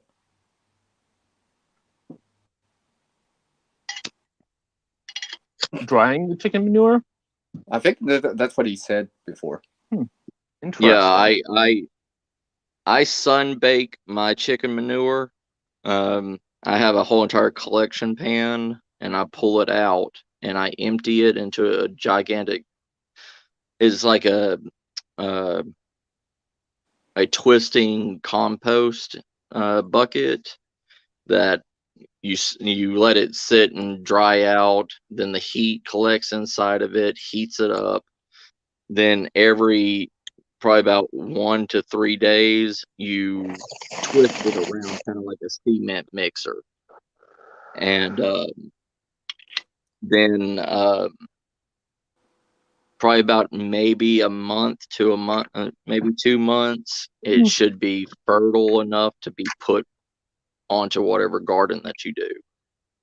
Yeah, that sounds about right. Have you heard of what was it? Korean natural farming, KNF for short. I have heard of them.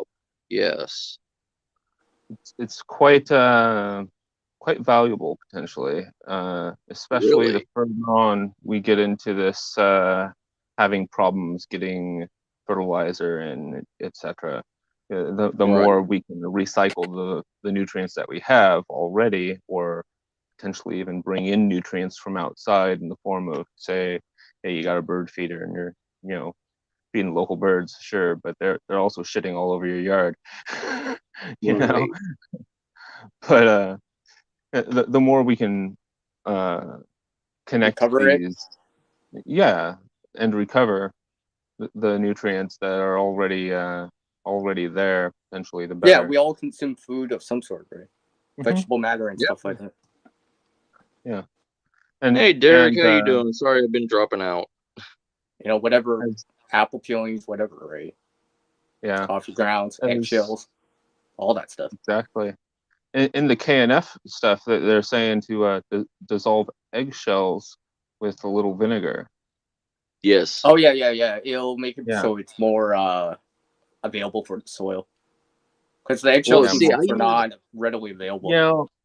When you get to a point that the vinegar is no longer dissolving the eggshells, it has reached like its maximum point, right? Saturation. Yeah, saturation, exactly. Thank you.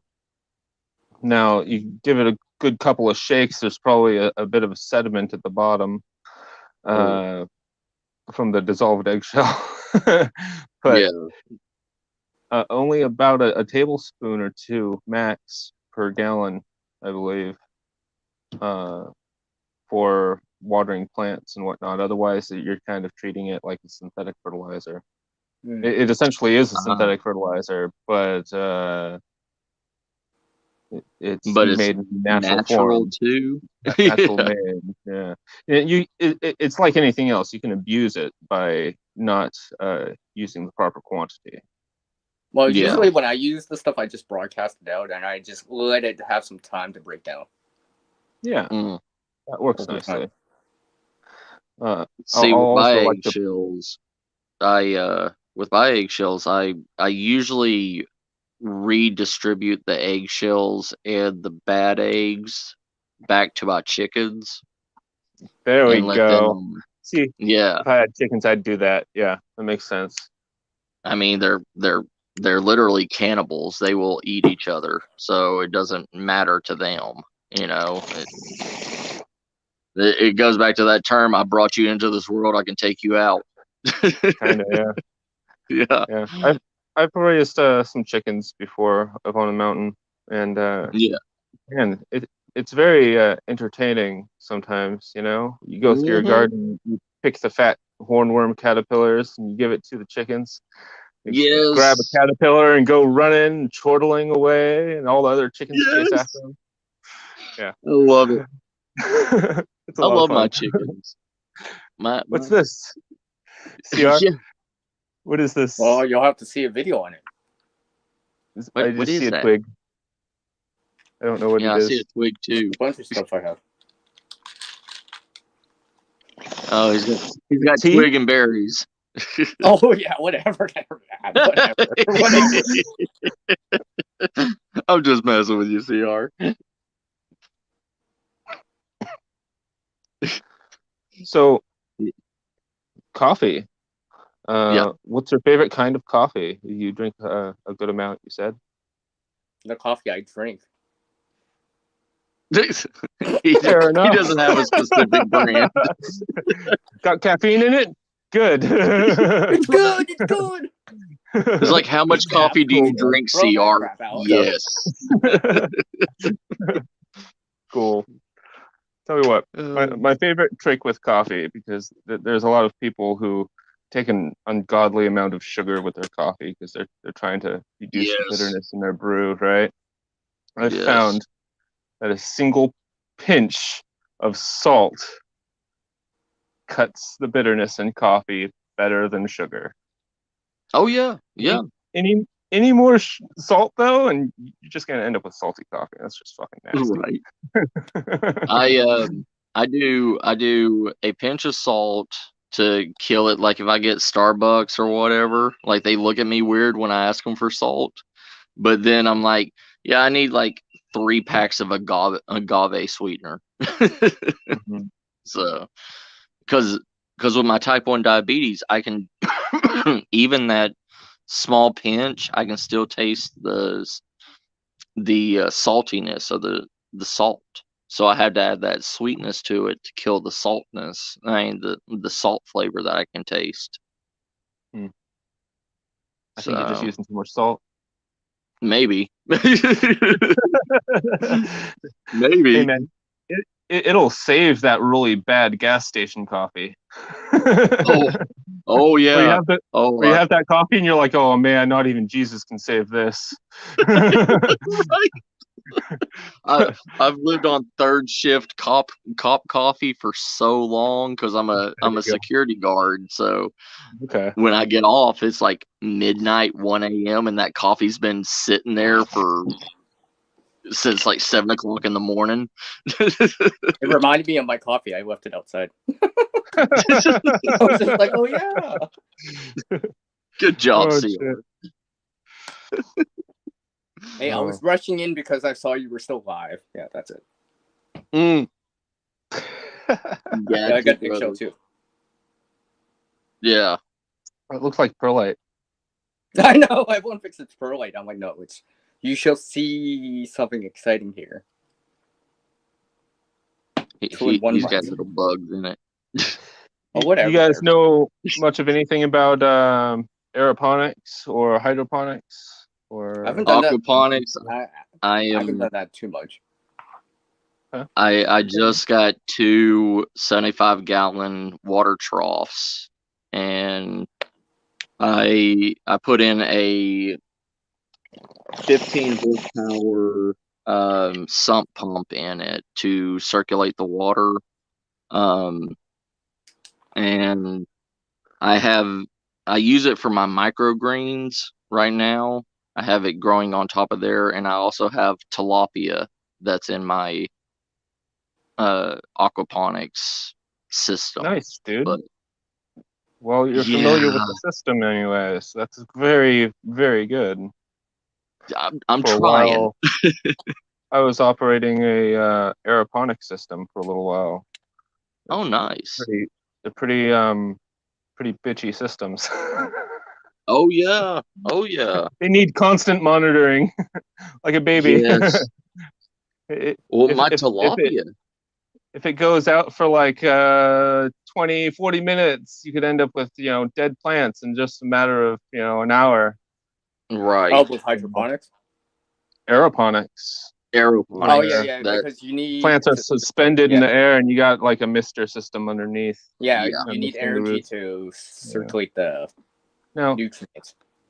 I think this could be a really good way to grow certain plants, such as the Four Corners potato, which is, as far as I know, the world's smallest potato. It's like little pea-sized potatoes, little itty-bitty guys, right?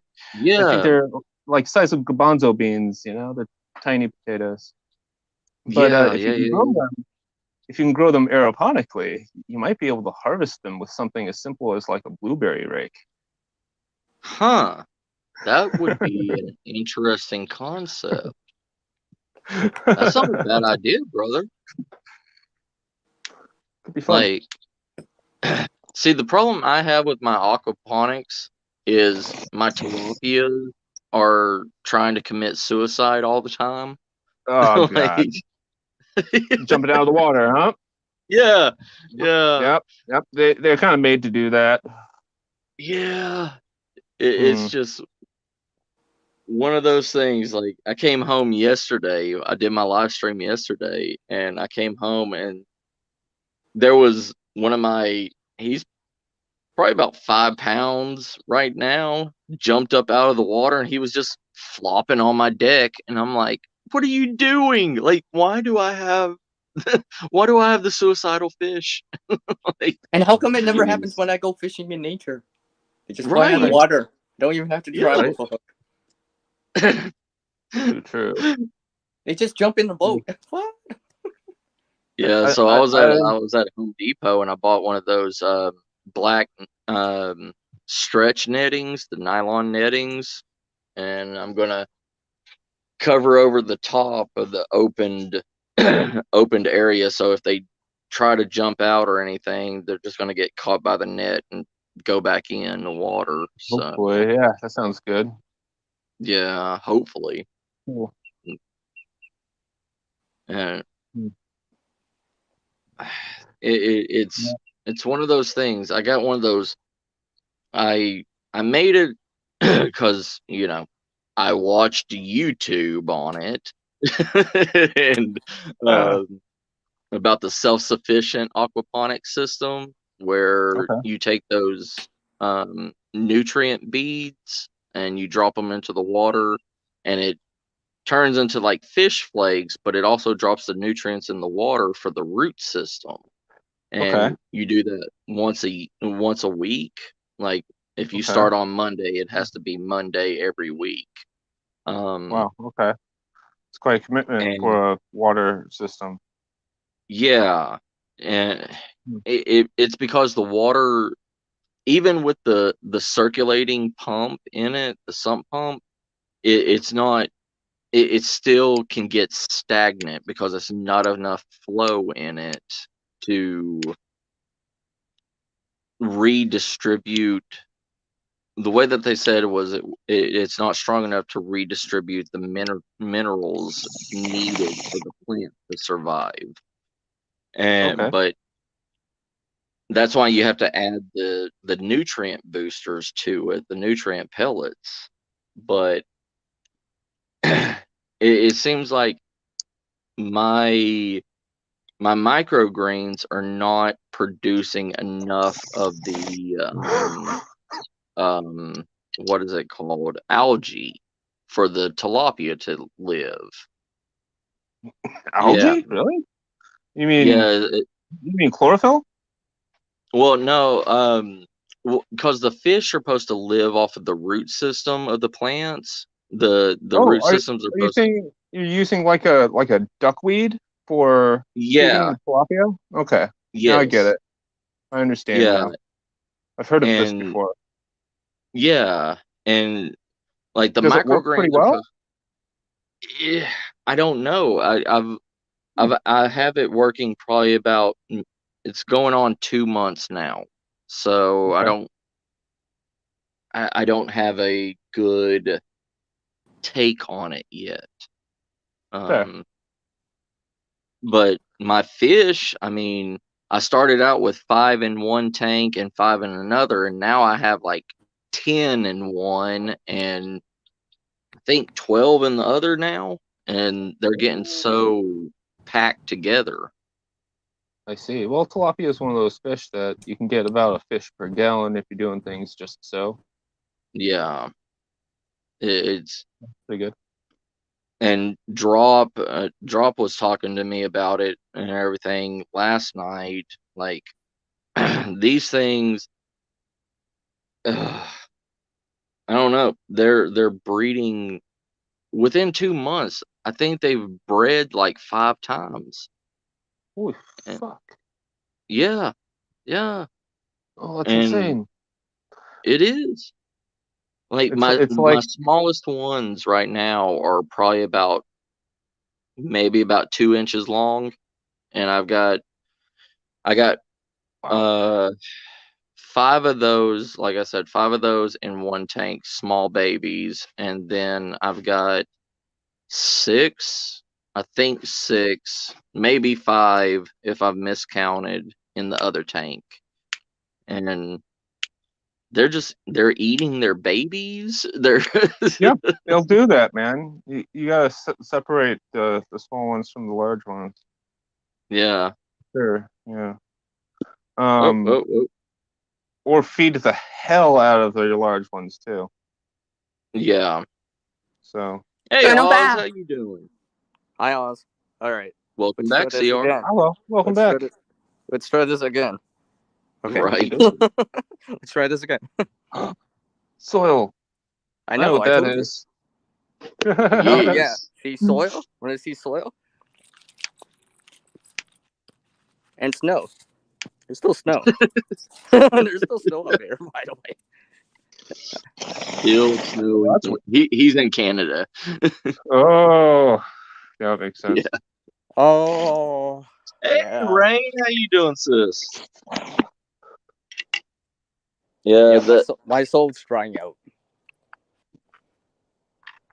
All right, let's I see if I won't. can show you guys some stuff in the yard. All right. Yeah, I just want I want my area being as self sufficient as possible, and a not Surf cooler. a This stuff here is pretty cool. what's So that? it's got green leaves on the top, right? Yeah. Purple leaves on the bottom. There we go. Now I can maybe see it a lot better. Purple on the Yeah, I bottom. see it. This is Okinawan spinach. It's got a Oh, unique flavor nice. to it. It's in the chrysanthemum family. It's the only thing in that family that I know of that's edible. Huh. That kind of Yeah. looks like polk salad in the South. They got the purple streak going up from the base of the leaves up into the middle of it. Well, we call it polk salad. So I don't know what Oh, the okay. technical name of it is. It's kind of a I have no sister idea. plant to collard greens. It looks like something's been digging here. Maybe a skunk. I was gonna say skunk, armadillo. Yeah. Anyway, here we are. This is what I've been using is a wash tub. Nice. Like, and then I use this big pot and I put inside the wash tub, and notice these big sticks and whatnot, logs essentially. It's all pretty dry and light stuff now, but I intersperse this in with all the other stuff that I like, the kitchen waste, and That's some cool. leaves to kind of keep it all mixed up right. And then this is the end result here, which is well, pretty good. Good stuff. That's nice. Look at that. Yeah, it looks like coffee grounds, kind of. Yeah. Pretty good quality, I think. I'm pretty happy with it. Hey, if it works, don't worry about it, right? Right? Too true. Exactly. Yeah. There's big ficus trees in this yard, and star pine. Nice. Yeah. Yeah. You can graft figs onto ficus, from what I understand. Really? Yeah, they did that quite a bit in Florida. Yeah. Yeah. According to some literature that I stumbled across, anyways. Always a good idea to wash your hands after you handle soil. Oh yeah. Man, I didn't only touch mine. I trees- just touched the snow. especially if you're in the South. Oh man, there's some gnarly parasites in the South. Oh Very yeah. frightening. Wouldn't even touch the soil. Not even worth it. Hookworm. Hookworm's really fucking gnarly stuff. Yep. It'll Oh yeah. pass through your skin. Yep. Those are the ones that, because of so much corn is grown out there, like in Tennessee, there's so much corn farms and everything out there that they just run rampant. And the first time I ever got stung by one of those things, the burn sensation didn't stop for like 3 days. Hmm. Hey, Maria, Really? sis. Yeah. Back in the garage. See if I can load up another roach. Sounds like a plan. But yeah, everything. See, that's why I love this community, because no matter what walk of life that you take, we are all the same, doing the exact same thing on a different level from each other. Well, you're just taller than some of us. Yeah, Me? that's it. Yeah, so we'll be like, Matt, can you reach that apple tree? That apple? I can't reach. Yeah, that's it, brother. Yeah, I'm the lumbering giant. But Are you guys familiar with permaculture at all? I've seen videos no, on I've it. never heard of that. I know the concept of it. Okay. It's supposed to be a way of. It's a circular type of system. Yeah. For the most part. Theoretically, permanent agriculture. Mm-hmm. And it revolves very much around the stacking of systems. The more systems that you can stack and feed into one another, the better off you are, because you've got an interconnected web that supports itself. Okay. Biodiversity, there's some value in it because for the same reason.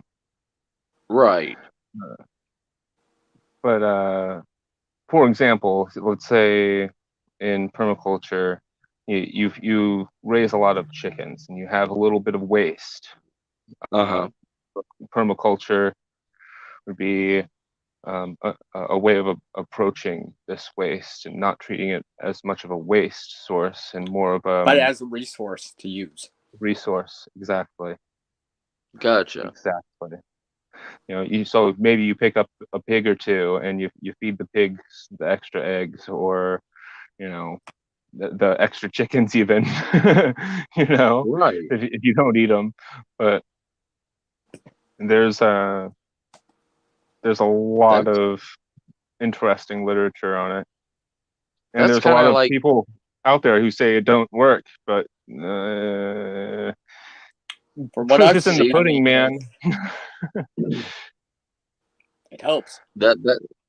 Oh, go ahead, CR. Well, I've seen videos on that and stuff like that from like major people that do it. I'm like, well, it takes time though. It takes time. You're not just gonna get. It's not a quick fix. It's long term, like years and years, decades too. Yeah.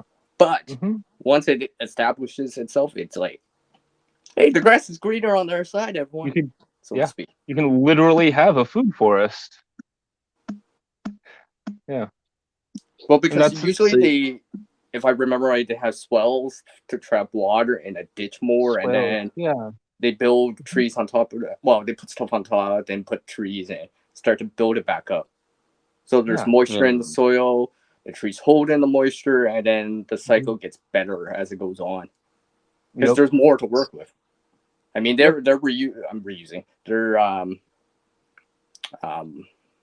recycling. well, not recycling. They're redeveloping the land in terms so it's more fertile. From like Mm. raw dirt, raw And sands is something that can hold up a tree and sustain a tree.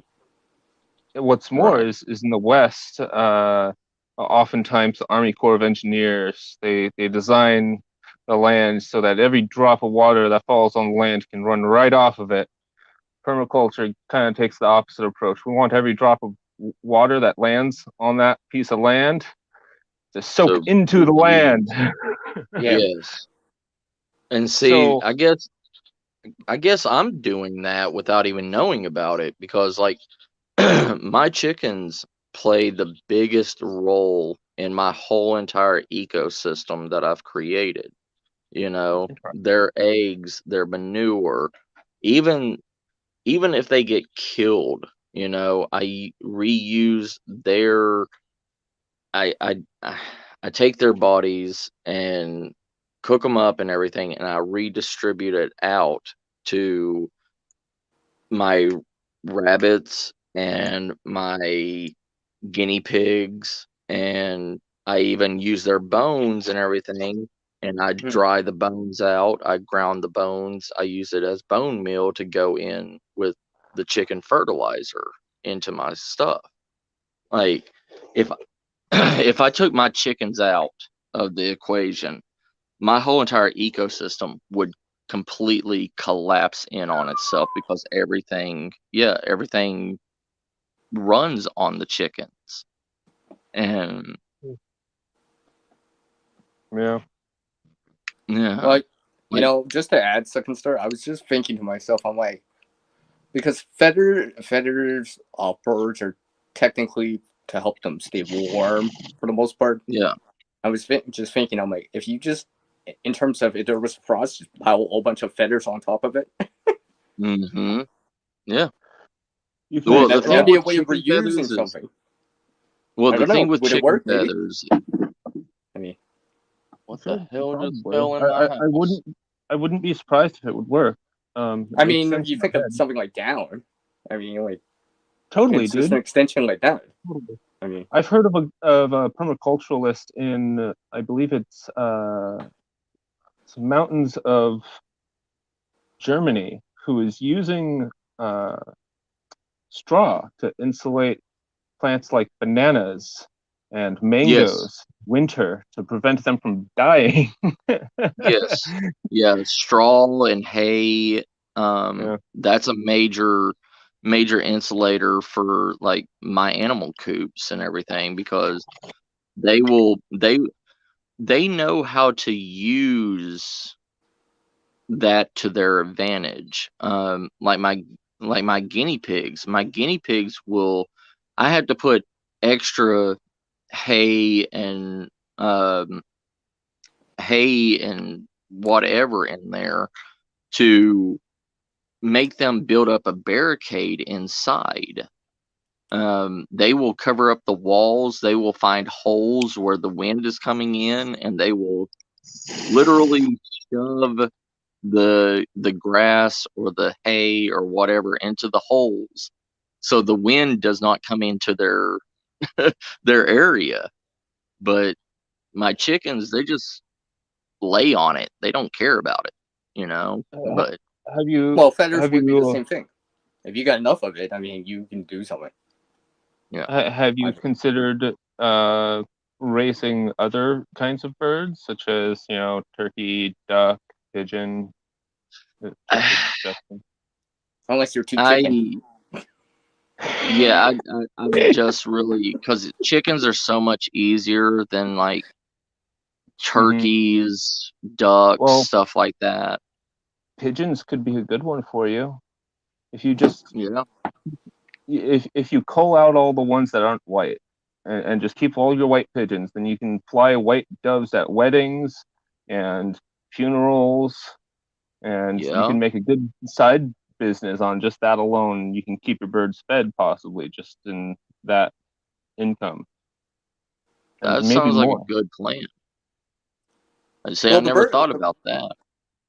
Well, the birds can also control the insect population to a certain degree. Yeah, And yeah, that's my just chickens, my chickens are exterminators.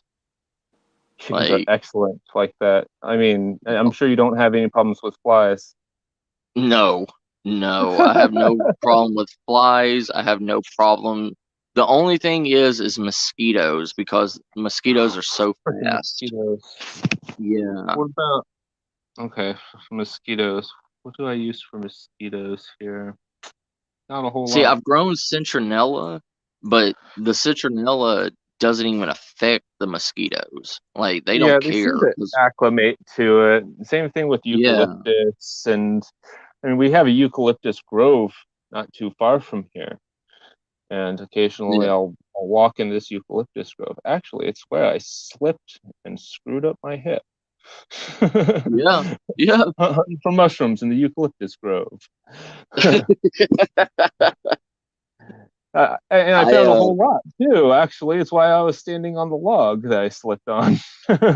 Oh yeah. Trying not to step on the mushrooms. Oh, jeez. Screw me for I trying. used to grow guineas. I used to raise guineas, guinea fowl, Oh, okay. Okay. How but about how do you feel about quail? They're quail, kind of in the I would, same boat, right? yeah, they're in the same boat. The the thing with the quails is, out here in Texas, to be on a land ownership, to raise quails, they have to be a specific breed, and I don't know what it is. You can't just Quat- raise any Quaternary quail. It has. quaternary I'm in quail. Texas. Yeah. Okay. There's a specific wild quail that's out here, and Okay. you have to raise that specific breed, because they don't want any other exotic breed coming in and taking, and say they escape or something like that into the wild. It could Yeah, damage the they're concerned about the ecosystem. impacts. Okay, Yeah. I understand. Hey, it'd be really funny if someone had like a really massive quail farm of just this one kind of quail, right? And then they all get loose all at the same time. They cause this massive devastation on the ecosystem. Oh, but it's a natural, Yeah. local natural bird. Right. Well, that well, Yeah, there see, just happens because to be 100,000 times more than there should be. yeah. Well, Jeez. that's what happened. That's what happened here in the 70s. In the 70s, Texas wanted more wild game hunters to come in, and they wanted more tourism coming to Texas. So they brought in all these exotic breeds like and um, black buck and another kind of deer from Africa. And they also brought in a New Zealand bighorn sheep. And from the 70s to the 80s, like, people were paying millions of dollars to come out and hunt these creatures. And Yeah. after Now the they're 80s, I refugees. think, yeah.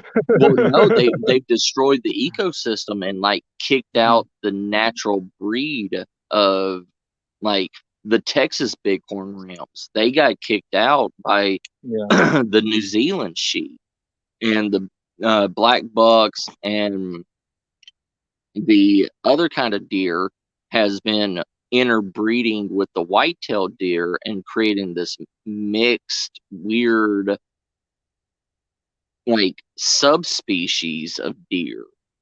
And they like, and the African deers that they brought in are very resilient to the heat because they're from Africa.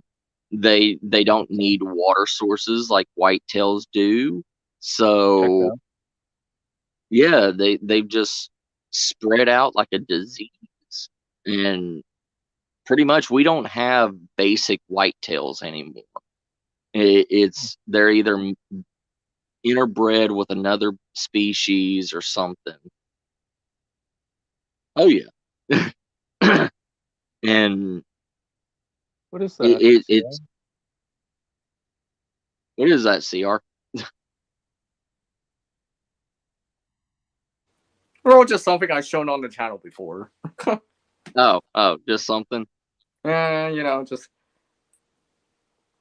Well, he doesn't I'm trying know to think of what a it pun. is. I have no I've idea, shown that man. before, by the way. I've shown that before. So Okay. Yeah. CR likes using props. I do.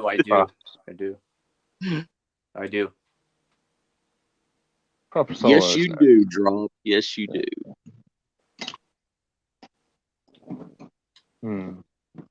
But yeah, like, for the name of money, Texas has pretty much destroyed their own ecosystem by bringing in other unnatural breeds of animals. And then, 20 years down the road, they're complaining. Like right now in North Texas, they are paying $500 a head to go and hunt these New Zealand bighorn sheep to get them out of the system, to get them out of the ecosystem. And I mean, $500 a head, and you get to keep the body and dispose of it whatever way you want. Oh, nice. What is that? Seeds, cannabis seeds. Oh, that's cool. From OG blueberry cookies and cream cross. Oh, that's cool.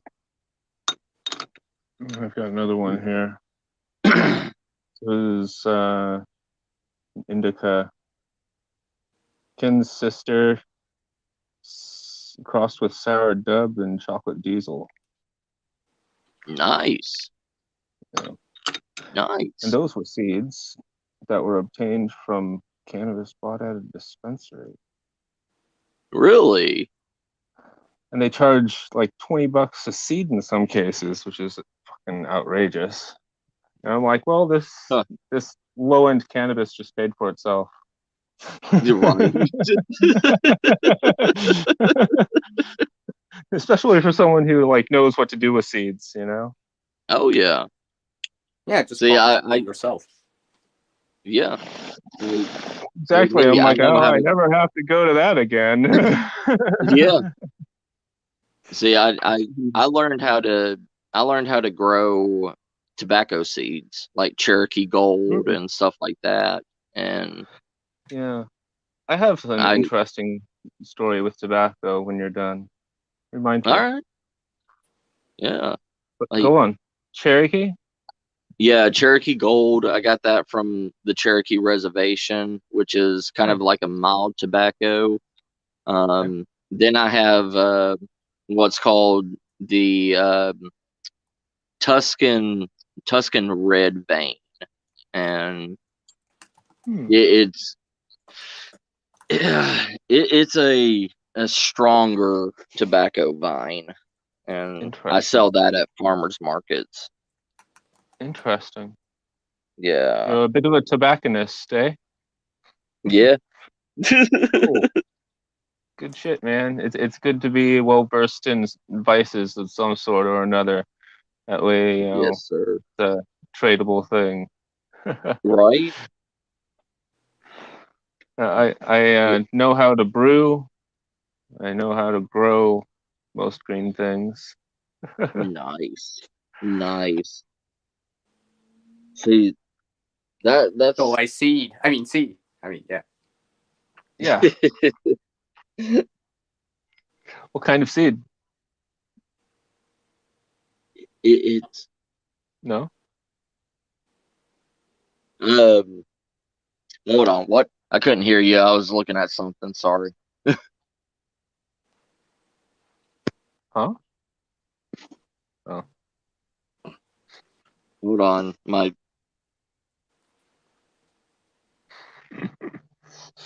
happened?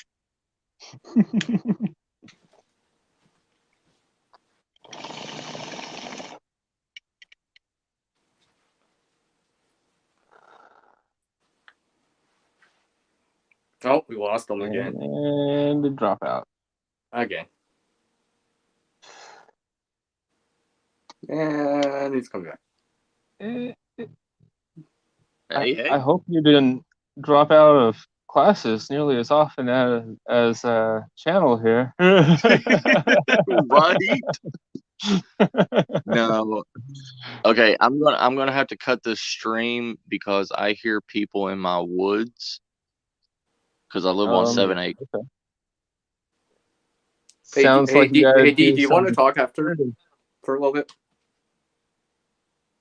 Me? Yeah, Yes. sure, man. All right. Well, I'll talk to you. We'll stick around. Okay. All right. All right. Yeah, let me end this stream and everything because I don't know if they're trying to. Yeah, we understand. Yeah, I understand. Yeah, definitely. For security purposes, those trail cams that can connect to your cell phone were very useful. Yeah, I'm thinking about getting some of those. Yeah. All right. Hey, it was great Thanks for talking to having you us on. and your knowledge, brother. And you are welcome on my stream anytime. Oh, thank you. Anytime, I thought he was brother. talking to me. You too, CR. Okay. All right, brother. All right, family. Y'all have a great one. I love y'all. Y'all take care. Thank you all for coming. And y'all take care, brothers. Later.